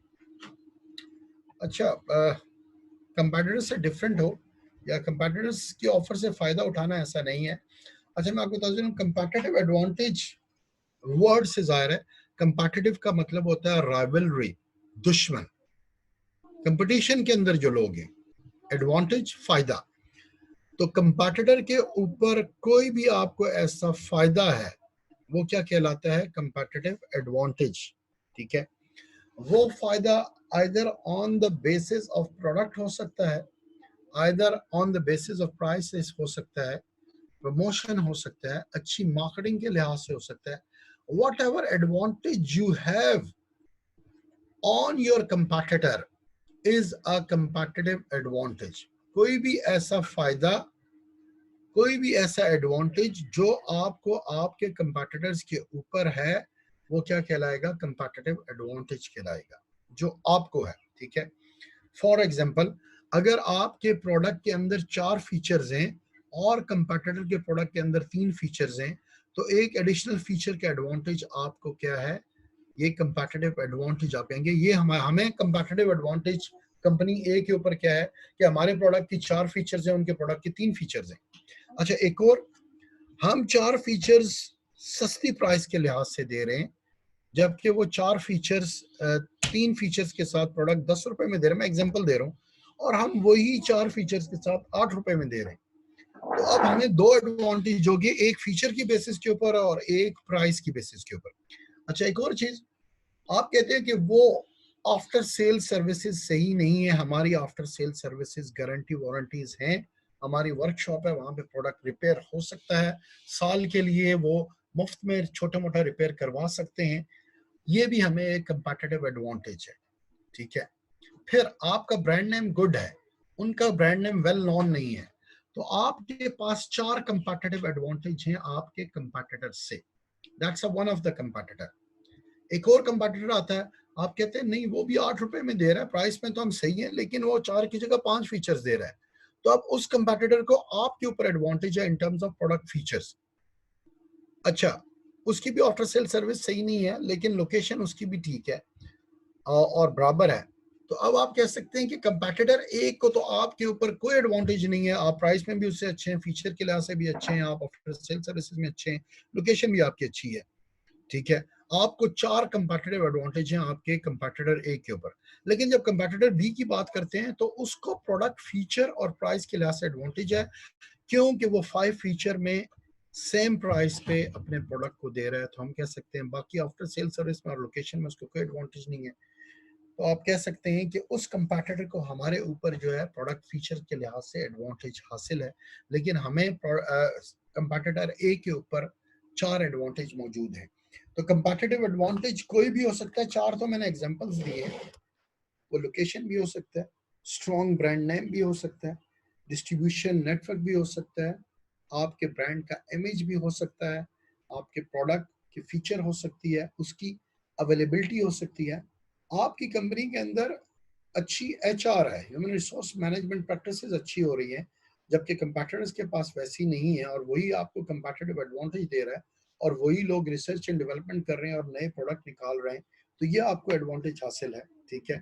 आपकी मशीनरी अच्छी है, कंपैटिटर की नहीं है, तो ये आपको कंपैटिटिव एडवांटेज हासिल है। तो इसका मतलब है कि कोई भी ऐसा एडवांटेज जो आपको आपके कंपैटिटर के ऊपर है, वो क्या कहलाएगा, वो कंपैटिटिव एडवांटेज कहलाएगा, ठीक है। डिफरेंशिएशन एंड पोजीशनिंग की जहां पे हम बात करते हैं, choosing a differentiation and positioning strategy identify set of possible competitive advantages, यहाँ पे एस का वर्ड यूज किया है। It's not one advantage, like set of advantages to build a position, ठीक है। तो जब हाईली डिफरेंशिएशन है तो आप कंपैटिटर्स के ऊपर एडवांटेजेस, एक नहीं एक से ज्यादा एडवांटेजेस चाहेंगे होंगे, तो आप तब आप अपने आप को यूनिक पोजीशन कर सकते हैं। Second, choosing the right competitive advantage, उसमें से जो है राइट वाकई वो कंपैटिटिव एडवांटेज है कि नहीं है, और जिस सेगमेंट को आप टारगेट करते हैं वो उसको एज ए एज लेती भी है कि नहीं लेती है आपके प्रोडक्ट को ओवर योर कंपैटिटर्स के, ठीक है। Selecting an overall positioning strategy, overall आप किस लिहाज से पोजीशन कर रहे हैं, जैसे चेन वन की पोजीशनिंग ओवरऑल किस लिहाज से है कि लीड क्लास का और क्वालिटी वाला ब्रांड है, एप्पल की ओवरऑल पोजीशनिंग क्या है। अभी मैंने थोड़ी देर पहले जिक्र किया कि एक यूनिक और डिफरेंशिएटेड कंपनी ऐसा नहीं हो सकता कि वो सस्ते के अंदर प्रोडक्ट्स बनाए, तो उसके जो प्रोडक्ट्स भी हैं वो जो है यूनिक अपने आप को जो है वो पोजीशन करेंगे सारे। अगर वो डिफरेंशिएटेड है तो वो डिफरेंशिएटेड प्रोडक्ट निकालेंगे, अगर वो लो प्राइस के लिहाज से तो वो लो प्राइस के लिहाज से निकालेंगे। तो selecting an overall positioning strategy, how you try to position your brand, example is the Apple, Samsung, Ferrari, कि आपने ओवरऑल अपनी कंपनी को किस लिहाज से पोजीशन करना है, ठीक है। Communicating and delivering the chosen position to the market, फिर क्या करना है आपने, कम्युनिकेट करना है और डिलीवर करना है। मैंने आपको बताया था जैसे मोबाइल लिंक ने एक वक्त में अपने आप को कोशिश की थी कि पोजीशन करे इस लिहाज से कि मोबाइल लिंक पूरा सिग्नल पूरा पाकिस्तान, और ये दैट्स अ कम्युनिकेटिंग जो मैं बात कर रहा हूँ। हम कम्युनिकेशन आगे भी देखेंगे कि कम्युनिकेटिंग के अंदर हम फिर कस्टमर को, क्लाइंट को बताते हैं, हाईलाइट करते हैं वो फीचर्स अपने एडवर्टाइजमेंट के अंदर कि मोबाइल लिंक पूरा सिग्नल पूरा पाकिस्तान, पूरे पाकिस्तान के अंदर उसके पूरे सिग्नल्स चलते हैं, ठीक है। वेव्स जैसे कहते हैं नाम ही काफी है, हमारा ब्रांड नेम उसका नाम ही काफी है।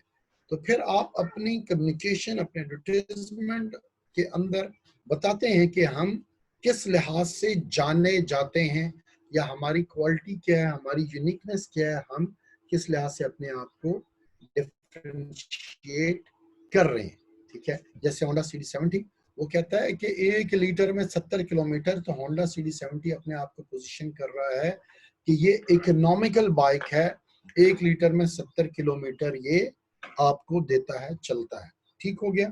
तो जब एडवर्टाइजमेंट के अंदर फिर आप कम्युनिकेट करते हैं और लोगों को बताते हैं कि हम किस टाइप के ब्रांड हैं, ठीक है, और हम क्या चीज प्रोवाइड कर रहे हैं। जैसे एप्पल ने अपनी कम्युनिकेशन के अंदर जो अपनी वैल्यू प्रोपोजिशन, अगर याद हो आपको, तो हमने कहा था, एप्पल कहता है कि अवर प्रोडक्ट, हमारा प्रोडक्ट ही जो है वो हमारी मार्केट है, वही हमारा सब कुछ। और उबर ने जैसे बताया कि हम स्मार्टेस्ट वे दे रहे हैं टू मूव अराउंड, आप एक जगह से दूसरी जगह पे मूव कर सकते हैं। That's the communication and delivering the chosen position to the market, ठीक है।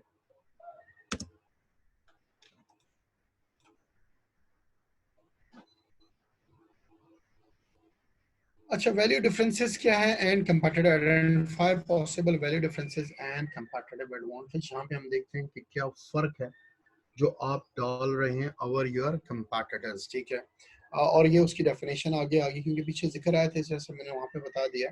Is an advantage over competitors gained by offering consumer greater value either through lower price or by providing more benefit that justify higher prices, ठीक है। या तो आप सस्ती price के लिहाज से, लेकिन अगर आप महंगा चार्ज करते हैं तो बेनिफिट भी ज्यादा दें जो कि जस्टिफाई करे आपकी हायर प्राइसेस को।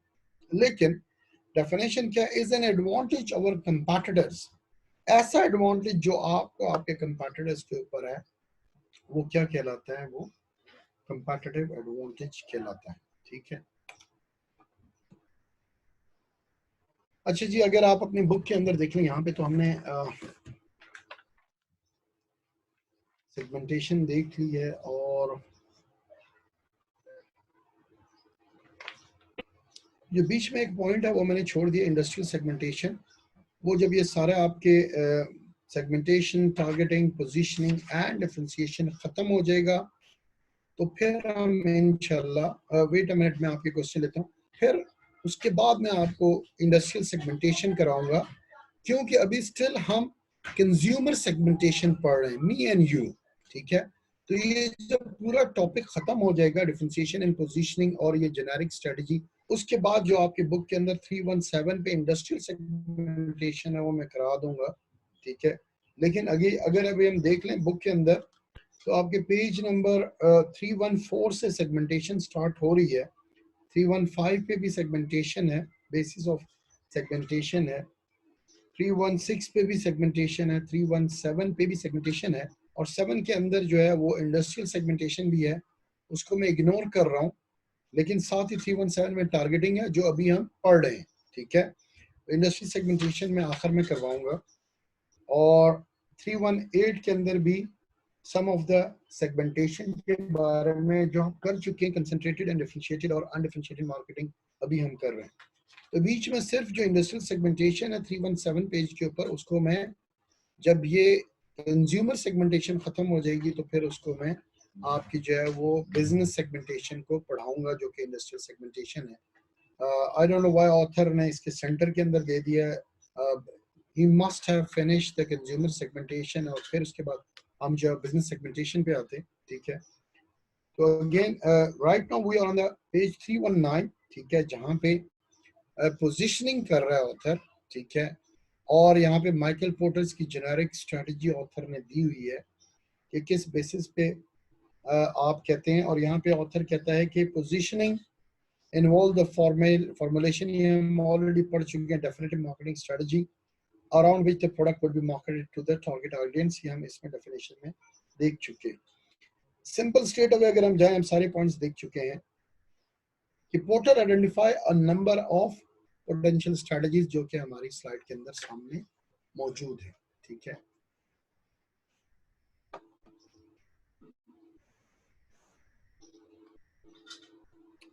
रेहाना, ब्रेक तो मैं ऑलरेडी दे चुका हूँ, ब्रेक हम 10 मिनट की ब्रेक कर चुके हैं। I don't know you were there और नॉट, 8-9 मिनट्स की तो ब्रेक हमने की है, ब्रेक ऑलरेडी मैं कर चुका हूँ।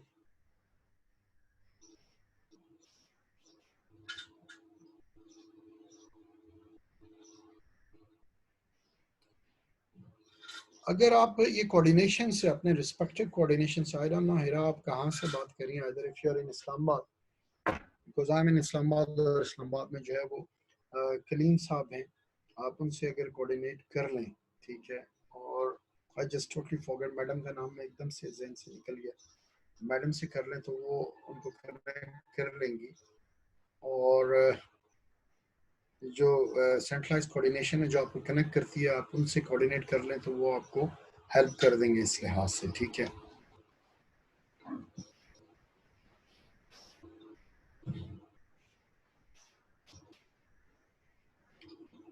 और अगर मैं आपको बताता चलूँ, हिना आरिफ, एजाजुल्लाह, जो आपके मैसेज हैं, ठीक है, ये वो हैं जो लेक्चर के एंड में भी आप कर सकते हैं, ठीक है। इसकी कोई ज़रूरत नहीं है कि आप जो है विद इन द लेक्चर 11 बजे 11:03 पे आप वो मैसेज करें जो कि इस लेक्चर के किसी भी फ्रेमवर्क टूल से, किसी थ्योरी से रिलेटेड नहीं है, ठीक है। मेरा ख्याल है कि ये नॉर्म ठीक थी कि मैं बिल्कुल सारा लेक्चर पढ़ाने के आखिरी 10 मिनट के अंदर आपकी क्वेश्चंस लेता, क्योंकि from yesterday now you are disturbing. आपका जब क्वेश्चन आता है यहाँ पे मेरी स्क्रीन पे रेज हैंड होता है, तो हिना आरिफ और एजाजुल्लाह दोनों के क्वेश्चन राइट टाइम नहीं है जब पूछने का, ये आप 11:20 पे भी पूछ सकते थे, ठीक है। तो प्लीज इस तरह ना करें, क्योंकि थ्योरी से रिलेटेड मुझे पता है 2 घंटे के कंसेक्टिव लेक्चर में और आखिर में क्वेश्चन लेना, और टीचर्स की ट्रेनिंग में ये बताया जाता है कि जब भी क्वेश्चन रेज करता है तो जब तक उसके क्वेश्चन का आंसर नहीं होता तो आप उसकी फर्दर लर्निंग के प्रोसेस को स्टॉप कर देते हैं, ठीक है। और आपने उसने रेज क्वेश्चन किया 11 बजे और आपने आंसर किया 11:20 तक, तो 11:20 तक उसका फर्दर लर्निंग का प्रोसेस जो, अगर आपने 11-20 मिनट जो कुछ पढ़ाया वो उसको नहीं समझ आएगी, क्योंकि उसका जहन वहां पे अटका हुआ है, ठीक है। So we understand everything. Yesterday I have told you कि ठीक है, and these are really unnecessary questions. Whenever you ask, कुछ ने राइट क्वेश्चन पूछे होंगे और कुछ ने आपकी तरह क्वेश्चन पूछे होंगे, और स्क्रीन के ऊपर मेरे 5-6 स्टूडेंट्स का आएगा, तो मैं समझूंगा कि जो थ्योरी मैंने लास्ट पढ़ाई है शायद उसमें वाकई 5-6 लोगों को कंफ्यूजन है, तो I should stop and discuss that one. तो ये क्वेश्चन स्टार्ट क्या आप बिल्कुल आखिर में कर सकते हैं, आप आखिर में पूछ सकते हैं, और अपनी कंसंट्रेशन रखें जो लेक्चर हो रहा है उसके ऊपर, ठीक है। और लेक्चर में इफ इट इज बोरिंग तो it's your request, I am going very slow और कॉन्सेप्ट्स दे रहे हैं, और आज के तो कुछ कॉन्सेप्ट नए कॉन्सेप्ट हैं, नॉट ओल्ड कॉन्सेप्ट, ठीक है। इट्स ओके, नो वरीज, ठीक है, लेकिन try to be careful in the next time, ठीक है। अच्छा, जेनेरिक स्ट्रेटजी क्यों ऑथर ने कहा है, मैं आपको अगर बताता चलूं, क्योंकि I have been teaching this strategy for so many time in corporate strategy subject के अंदर। इसकी अगर डिटेल देखें स्ट्रेटजी सब्जेक्ट में, तो इसमें ऑथर कहते हैं it's a mother of all the strategy. Mother, ये जो स्ट्रेटजीज है माइकल पोर्टर की, ये मोस्ट ऑफ द स्ट्रेटजीज की मां स्ट्रेटजीज कहलाई जाती हैं, ठीक है, मदर स्ट्रेटजीज। वो कैसे, जब हम इस सारे को पढ़ लेंगे तो आखिर में वाकई आप कहेंगे really these are the generic strategy. और मैं आपको मतलब चैलेंज या मैं आपको एक टास्क दे दूंगा, and you go and search around, कि दुनिया भर की कंपनीज इन्हीं स्ट्रेटजीज को फॉलो कर रही हैं, जो ये स्ट्रेटजीज आप लोगों के सामने मौजूद हैं, ठीक है। इस मैट्रिक्स को 1 मिनट के लिए आप देख लें, ठीक है, कि क्या है ये matrix, cost, leadership, differentiation, cost focus and differentiation focus. इसको पहले आप देख लें।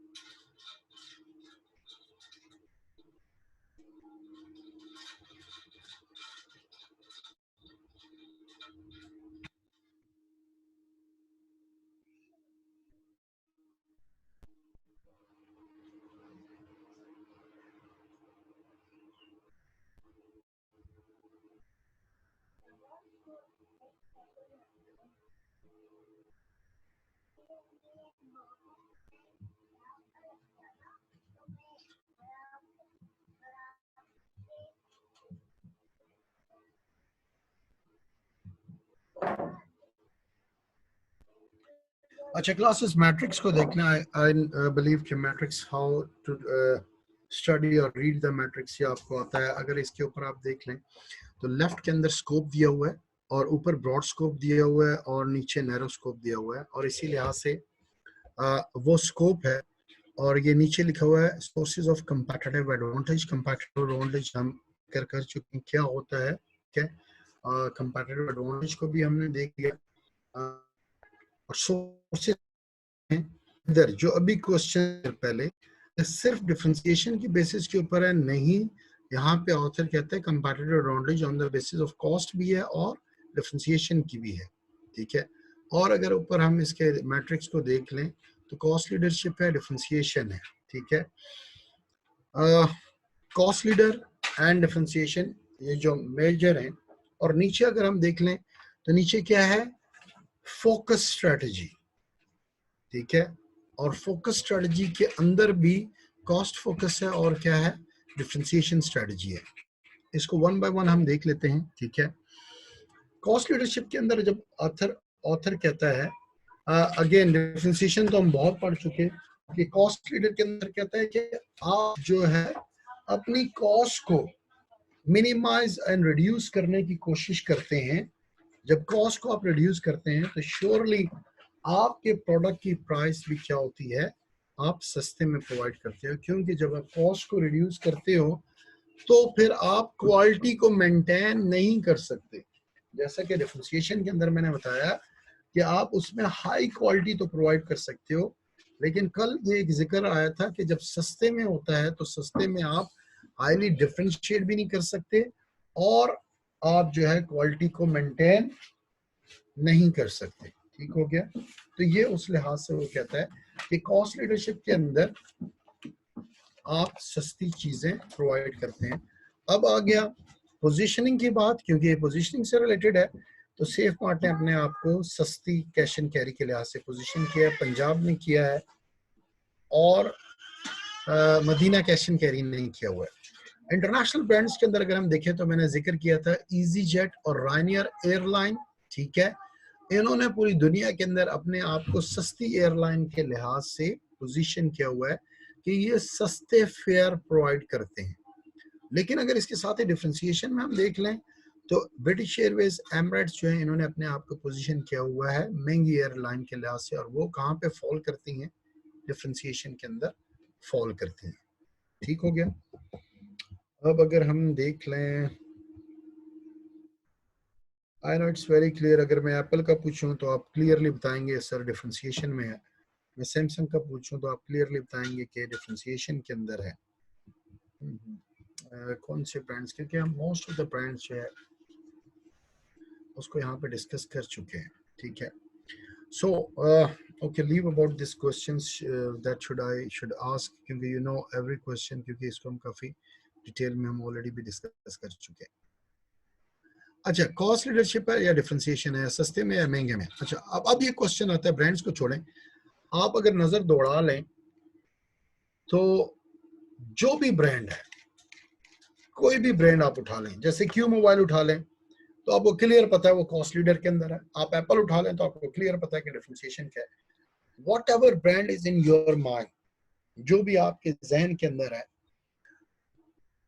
सराउंडिंग में पाकिस्तान के अंदर या इंटरनेशनल ब्रांड है जिसको आप देखते हैं, तो आप उसको देखने के बाद एनालाइज करेंगे और आप उसको फॉलो करेंगे आइदर कॉस्ट लीडर या डिफरेंशिएशन, इससे हटकर वो ब्रांड नहीं होगा, ठीक है।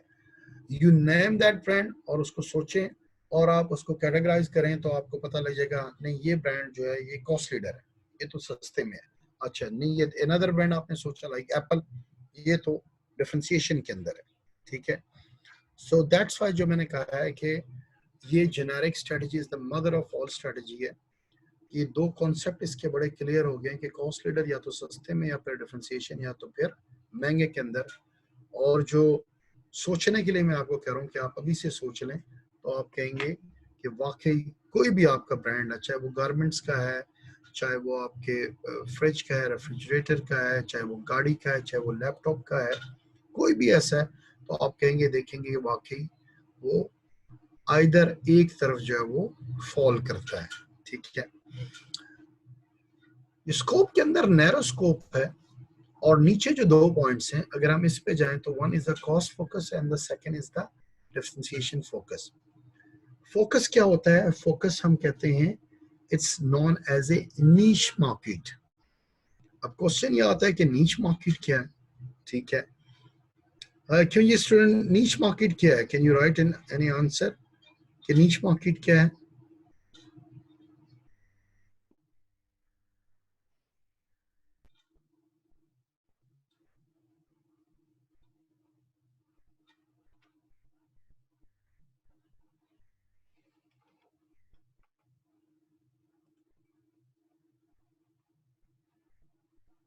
मैं कॉस्ट फोकस तो अभी बताया ही नहीं है, मैं उस पर आया ही नहीं है, अभी फोकस पे आया हूँ। और फोकस को मैं कहता हूँ, focus is known as a, जो नीचे वाला cost focus and differentiation, it's also known as a niche market. और मेरा क्वेश्चन आप लोगों से ये है कि नीश मार्केट क्या होती है? NICH, niche market. Niche market क्या है?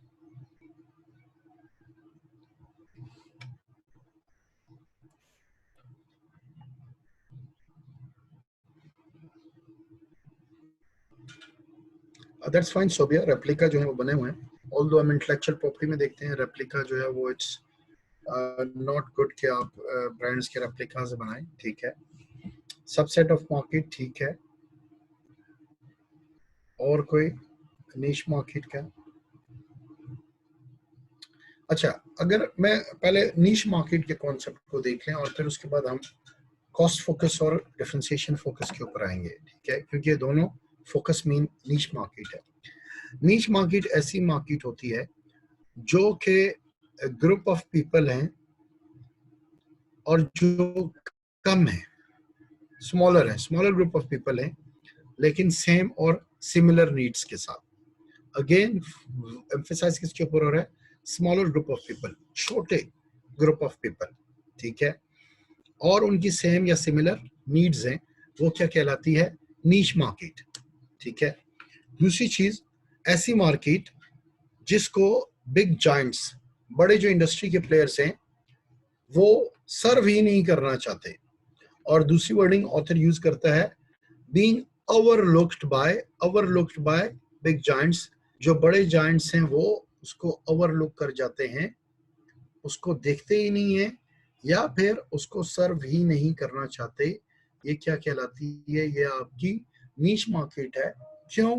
कि उस मार्केट के अंदर जो नंबर ऑफ पीपल हैं जिनकी सेम या सिमिलर नीड्स हैं वो बहुत थोड़े हैं, और वो ऑलरेडी ब्रॉडर टारगेट, ये जो यहाँ पे मौजूद है स्कोप के अंदर जिसमें कॉस्ट लीडरशिप और डिफरेंशिएशन है, वो इस ब्रॉडर टारगेट को और ज्यादा मार्केट शेयर को और ज्यादा लोगों को टारगेट कर रहे हैं, जिस वजह से वो थोड़े लोगों की सेम या सिमिलर नीड्स को टारगेट नहीं करना चाहते, ठीक है। वो क्या कहलाती है? नीश मार्केट। और नीश मार्केट में स्मॉलर नंबर ऑफ पीपल की सेम या सिमिलर नीड्स होती हैं, ठीक है। अब नीच मार्केट के प्रोडक्ट कौन से हैं और नीच मार्केट्स में कौन कौन लोग आते हैं? एक्यूचेक का नाम आपको पता होगा। एक्यूचेक जो है वो डायबिटिक चेक करने वाला आला है, शुगर जिसमें चेक करते हैं। छोटी सी एक डिवाइस होती है जिसके अंदर शुगर स्ट्रिप्स, जिसके साथ शुगर स्ट्रिप्स मिलती हैं, और आप जिस पेशेंट का आपने शुगर चेक करनी है उसका ब्लड लेते हैं, वो स्ट्रिप आप डिवाइस के अंदर डालते हैं और स्ट्रिप के ऊपर उसका ब्लड लगाते हैं, और आपकी जो है वो डायबिटिक चेक हो जाता है, ठीक हो गया। अब देखा जाए तो ये एक नीश मार्केट है, क्योंकि पाकिस्तान के अंदर अगर 22 करोड़ की आवाम है तो इसमें मेजॉरिटी ऑफ द पॉपुलेशन की ये रिक्वायरमेंट नहीं है, नीड नहीं है। मेरे पास समझ रहे? नीड नहीं है, ये एक स्मॉलर सेगमेंट है, और एक्यूचेक ने उस स्मॉलर सेगमेंट को, उस नीच मार्केट को टारगेट करते हुए अपना प्रोडक्ट बनाया, और ताकि उनकी स्मॉलर ग्रुप ऑफ पीपल की नीड को, जरूरत है कि उन्होंने अपनी शुगर चेक करनी है, फुलफिल किया जा सके। तो ये जो एक्यूचेक ने डिवाइस निकाली है, ये नीच मार्केट के लिए निकाली है, जो स्मॉलर ग्रुप ऑफ पीपल है उनके लिए निकाली है, ये ब्रॉडर टारगेट नहीं है। तो that's one of the example of the niche market, ठीक है। सोप की अनदर एग्जांपल है, सोप के अंदर लक्स है, लाइफ बॉय है, ठीक है। अगर मैं कहूं तो ये एक नीश मार्केट के लिए ना, ये हर एक के लिए सोप अवेलेबल है, ये ब्रॉडर टारगेट है। और अगर मैं कहूं कहां पे फॉल करता है डिफरेंशिएशन या कॉस्ट लीडर में, तो ये एक एवरेज और एक सस्ती प्राइस के अंदर है, ये फॉल करते हैं कॉस्ट लीडरशिप के अंदर, ठीक है। क्योंकि अगर इसका कंपैरिजन हम डव से करें, डव भी again a bit of differentiated as compared to Lux, Lifebuoy and जो other products हैं जनरल उस लिहाज से, तो डव डिफरेंशिएशन में आता है। लेकिन जो नीच मार्केट की मैं अगर बात करूं तो मैं बात करूंगा न्यूट्रोजीना सोप। न्यूट्रोजीना सोप शायद आप में से कुछ लोग जानते हों कि अक्सर स्किन की जिनको प्रॉब्लम होती है, अगर आपके घर में बड़े बूढ़ों को या नौजवान किसी को हो जाए, तो ये एक मेडिकेटेड सोप है जो कि टारगेट करता है उन लोगों को जिनको स्किन की प्रॉब्लम है। तो ये किसको टारगेट कर रहा है? ये एक स्पेसिफिक नीश मार्केट को टारगेट कर रहा है। क्योंकि मुझे पता है क्लास में से कितने लोगों को इसका नाम नहीं पता होगा, ठीक है। क्यों कि ये बना ही नीश मार्केट के लिए, उन लोगों के लिए न्यूट्रोजीना कंपनी ने बनाया है जिन लोगों को स्किन का प्रॉब्लम है, और डॉक्टर उनको एडवाइस करते हैं कि आप love, lux, life boy, Capri, other soaps से हाथ नहीं आपने धोने, चेहरा नहीं धोना, आपने ये न्यूट्रोजीना का सोप है, आपने इससे हाथ धोने हैं, चेहरा धोना है, क्योंकि आपको स्किन की प्रॉब्लम है। तो न्यूट्रोजीना ने किसको टारगेट किया? एक स्पेसिफिक नीश मार्केट को टारगेट किया। और वो कौन सी नीश मार्केट है? ऐसे लोग जिनकी सेम या सिमिलर नीड है कि उनको स्किन का प्रॉब्लम है और उनके स्किन के प्रॉब्लम्स के लिए मेडिकेटेड सोप बनाया है ताकि उनकी स्किन की प्रॉब्लम्स दूर हो सके, ठीक है। तो ये जो नैरो मार्केट है, इसको अगर इन जनरल देखा है तो ये नीच मार्केट कहलाती है। और नीच मार्केट क्या है? स्मॉलर ग्रुप ऑफ पीपल हैं जिनकी सेम या सिमिलर नीड है, और कंपनीज टारगेट करती हैं उन्हीं स्मॉलर ग्रुप ऑफ पीपल की नीड्स को फुलफिल करने के लिए। दो एग्जांपल्स मैंने दे दी, जिसके अंदर न्यूट्रोजीना सोप की मैंने एग्जांपल दी कि वो क्या कर रहा है, नीच मार्केट को टारगेट कर रहा है, ठीक है। और एक्यूचेक की मैंने एग्जांपल दी कि वो भी क्या कर रहा है, नीश मार्केट को टारगेट कर रहा है कि ग्रुप ऑफ पीपल हैं जिनकी स्मॉलर नीड्स हैं, लेकिन वो स्मॉलर ग्रुप ऑफ पीपल हैं, कम लोग हैं। इसी तरह डायबिटिक भी देख लें तो हमारी पॉपुलेशन के अंदर बहुत कम लोगों के को होती है, और जो हमारे क्लोज रिलेटिव्स के अंदर हैं तो हम एक या दो लोगों को देखते हैं, या बहुत हो गया 3 लोगों को उनको ये डिजीज है, और मेजॉरिटी ऑफ लोगों को जो है वो ये डिजीज नहीं है। तो ये एक नीश मार्केट है, ठीक हो गया। अब नीच के अंदर भी ऑथर ने 2 कैटेगरीज दी हैं, ठीक है। One is the cost focus, यानी कि कॉस्ट के लिहाज से नीच को टारगेट करना, और सेकंड इज क्या है, डिफरेंशिएशन, नीच मार्केट को टारगेट करें लेकिन डिफरेंशिएटेड प्रोडक्ट देके टारगेट करें, ठीक है। अब आज ये हम जिक्र कर लेते हैं, इसको दोबारा से रिवाइज करूंगा मैं, नो वरीज। देखिए, जो दोनों मैंने एग्जांपल दिए हैं वो दोनों नैरो मार्केट में कॉस्ट फोकस पे टारगेट कर रही हैं या डिफरेंशिएशन फोकस पे। नीच को टारगेट कर रही हैं, लेकिन नीच के अंदर डिफरेंशिएशन को कर रही हैं या फिर सस्ते में कर रही हैं? कौन बताएगा?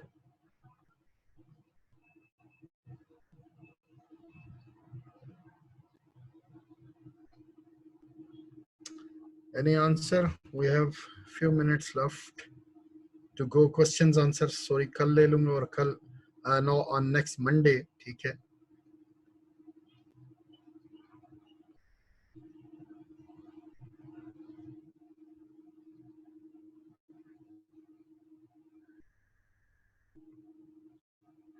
अच्छा, मिक्स है, 50-50% आया है, कॉस्ट लीडर भी है और डिफरेंशिएशन है।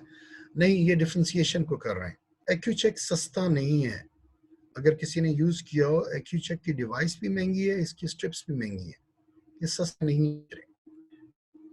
नॉर्मल सोप 40-45 का मिलता है, डव सोप मेरे ख्याल 125-150 का मिलता है, न्यूट्रोजीना सोप 600-700 रुपए का मिलता है, ठीक है। तो दोनों जो है अपने आप को डिफरेंशिएट कर रही है। अच्छा, अब नीच के बारे में बात करूं तो यू विल बी शॉक्ड कि फेरारी भी नीश मार्केट को टारगेट कर रही है, और अगर हम देखें तो वो डिफरेंशिएशन फोकस कर रही है, क्योंकि फेरारी, इवन दुनिया में बहुत कम फेरारीज हैं, और आई डोंट नो पाकिस्तान में है कि नहीं। If you have seen Ferrari, Ferrari Pakistani road के ऊपर चल ही नहीं सकती वो मीन के से, और 2 या 3 या 4 या बहुत हो गया मैक्सिमम 10 फेरारी से ऊपर पाकिस्तान में नहीं होंगी। तो फेरारी भी दुनिया भर के अंदर नीश मार्केट को टारगेट कर रही है, लेकिन वो डिफरेंशिएशन फोकस है, डिफरेंशिएशन नीश को टारगेट कर रही है। ठीक है। अगेन इसके अंदर कॉस्ट फोकस कौन से हैं? तो बहुत कम कंपनीज हैं जो नीश के अंदर सस्ता प्रोडक्ट दे रही हैं। ठीक है, बहुत कम कंपनीज हैं। एक कंपनी थी जो कि टारगेट कर रही थी, ज्वेलरी प्रोडक्ट बना रही थी, और ज्वेलरी प्रोडक्ट बना रही है एट द एज ऑफ, जो फीमेल्स हैं 12 से 22 तक, सिर्फ 12 साल से लेकर 22 साल की उम्र, 10 साल की रेंज के अंदर, और वो ज्वेलरी प्रोडक्ट बना रहे हैं सस्ते में। तो वो जो टारगेट कर रहे हैं वो एक स्पेसिफिक नीश मार्केट को टारगेट कर रहे हैं, एक सस्ती मार्केट को टारगेट कर रहे हैं। और वो क्या फोकस कर रहे हैं? कॉस्ट फोकस, कि सस्ती मार्केट में, नीच मार्केट में सस्ता प्रोडक्ट प्रोवाइड करना। और नीच क्या है? 12 साल से 22 साल की फीमेल्स, वो दैट इज देयर नीच, बिकॉज वो उससे ऊपर, क्योंकि अगेन यूथ की एज में 30-35 तक भी हैं जो कि फैशनेबल, ट्रेंडी और मेकअप और ज्वेलरी के सामान को लेना चाहती हैं, बट इनका टारगेट जो है वो नीच है, और 12 साल से लेकर 22 साल तक की एज की फीमेल्स को वो टारगेट कर रहे हैं।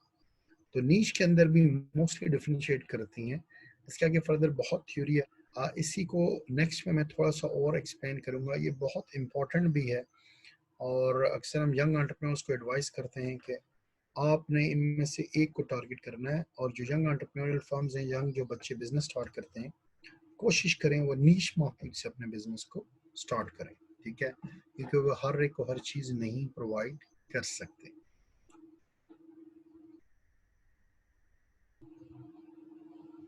ठीक है, हैं फेरारीज हैं, but still the point is that कि फेरारीज जो हैं वो नीश मार्केट को टारगेट कर रहा है। दुनिया भर के अंदर जो है वो बहुत ही कम जो है वो फेरारीज लॉन्च करते हैं एज कम्पेयर टू होंडा के और टोयोटा के लिहाज से। तो पाकिस्तान में होंगी, आई वुड से कि 10 होंगी, बहुत होगी 15 होगी, लेकिन होंडा सिटी कितनी है उसके लिहाज से बहुत ज्यादा है। ठीक है, अगर क्विक में रिव्यू कर दूं, हम इसको देख लेते हैं, क्वेश्चन आंसर नेक्स्ट टाइम ले लेंगे, we can not take right now. ठीक है, तो जो आज का हमने पढ़ा है, बेसिस ऑफ सेगमेंटेशंस पढ़ी है। ठीक है, स्वॉट हम कर चुके थे पहले। मार्केट सेगमेंटेशन वही पुरानी डेफिनेशन जो पीछे स्लाइड्स में आई है, दोबारा से डिटेल में हम पढ़े, तो इस वजह से मैंने दोबारा से वो डेफिनेशन रखी है। Geographic, demographic, social, psychographic and situational segmentation है इसके अंदर। ज्योग्राफिक देखी हमने, डेमोग्राफिक देखी, सोशो इकोनॉमिक में क्लासेस देखी हमने अप टिल डी तक, साइकोग्राफिक देखी हमने, बिहेवियरल और सिचुएशनल सेगमेंटेशन है। फिर हमने टारगेट मार्केट थोड़ी और डिटेल के अंदर देखी, और target market on the basis of differentiation and undifferentiated market, और डिफरेंशिएशन को हमने बड़ा डिटेल के अंदर डिस्कस किया। ठीक है,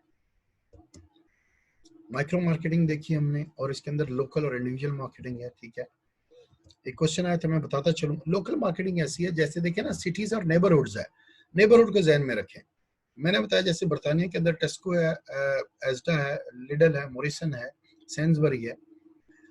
ये अगर सेंसबरी ऐसी जगह पे है जहाँ पे Asian community, Pakistani, India, Bangladesh लोग रहते हैं, तो वो लोकल मार्केटिंग नेबरहुड, क्योंकि उनके आसपास वो लोग रहते हैं, तो स्टोर के अंदर जो एशियंस के प्रोडक्ट हैं, ठीक है, जैसे मैं आपको बताता चलूँ, शान के मसाला जाते हैं, नेशनल के मसाला जाते हैं, तो उन स्टोर्स पे आपको शान और नेशनल के, जो कि एस्डा है, टेस्को है, उनके मसाला जात आपको मिलेंगे। लेकिन अगर यही स्टोर ऐसे जगह पे है जहाँ पे आसपास कोई एशियन कम्युनिटी नहीं रहती है, बहुत एक दो रहते हैं और मोस्टली गोरे रहते हैं, तो वहां पे आपको ये प्रोडक्ट मिलेंगे ही नहीं। क्यों? कि गोरों के दे डजंट रिक्वायर इट। ये क्या लोकल मार्केटिंग, मैंने कहा नेबरहुड्स को याद रखें, आपके जहन में रहेगा।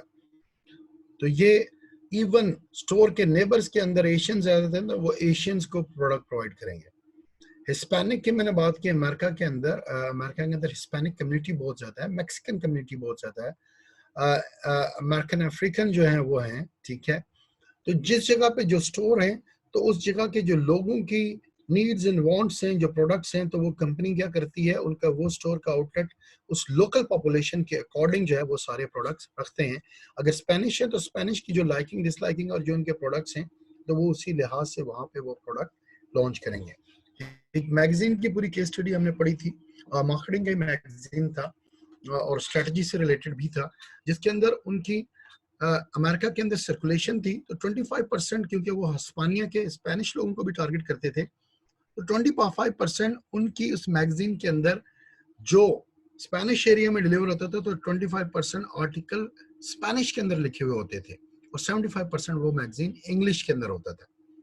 तो ये 25% है, अब उसकी सर्कुलेशन उस इलाके में हो रही है जहाँ पे स्पेनिश लोग रहते हैं, तो वो कंपनी लोकल मार्केटिंग कर रही है कि मैगजीन जो वहां पे जाता है तो उसमें 25% आर्टिकल स्पेनिश लैंग्वेज के अंदर लिखे हुए होते हैं। बाकी जगह जहाँ पे स्पेनिश कम्युनिटी नहीं है तो वो मैगजीन 100% लिखा हुआ है इंग्लिश के अंदर। तो दैट्स अ लोकल मार्केटिंग, जिसके अंदर नेबरहुड्स की जो रिक्वायरमेंट्स हैं उसके अकॉर्डिंग आप मार्केट करोगे, वैसे प्रोडक्ट दोगे। Individual according to local need, individual की नीड के अकॉर्डिंग, जिसमें बताया कि जब आप दर्जी के पास जाते हैं और आप एक सूट सिलवाते हैं तो आप क्या कर रहे हो, इंडिविजुअल, वो दर्जी क्या कर रहा है, वो कंपनी क्या कर रही है, इंडिविजुअल मार्केटिंग कर रही है।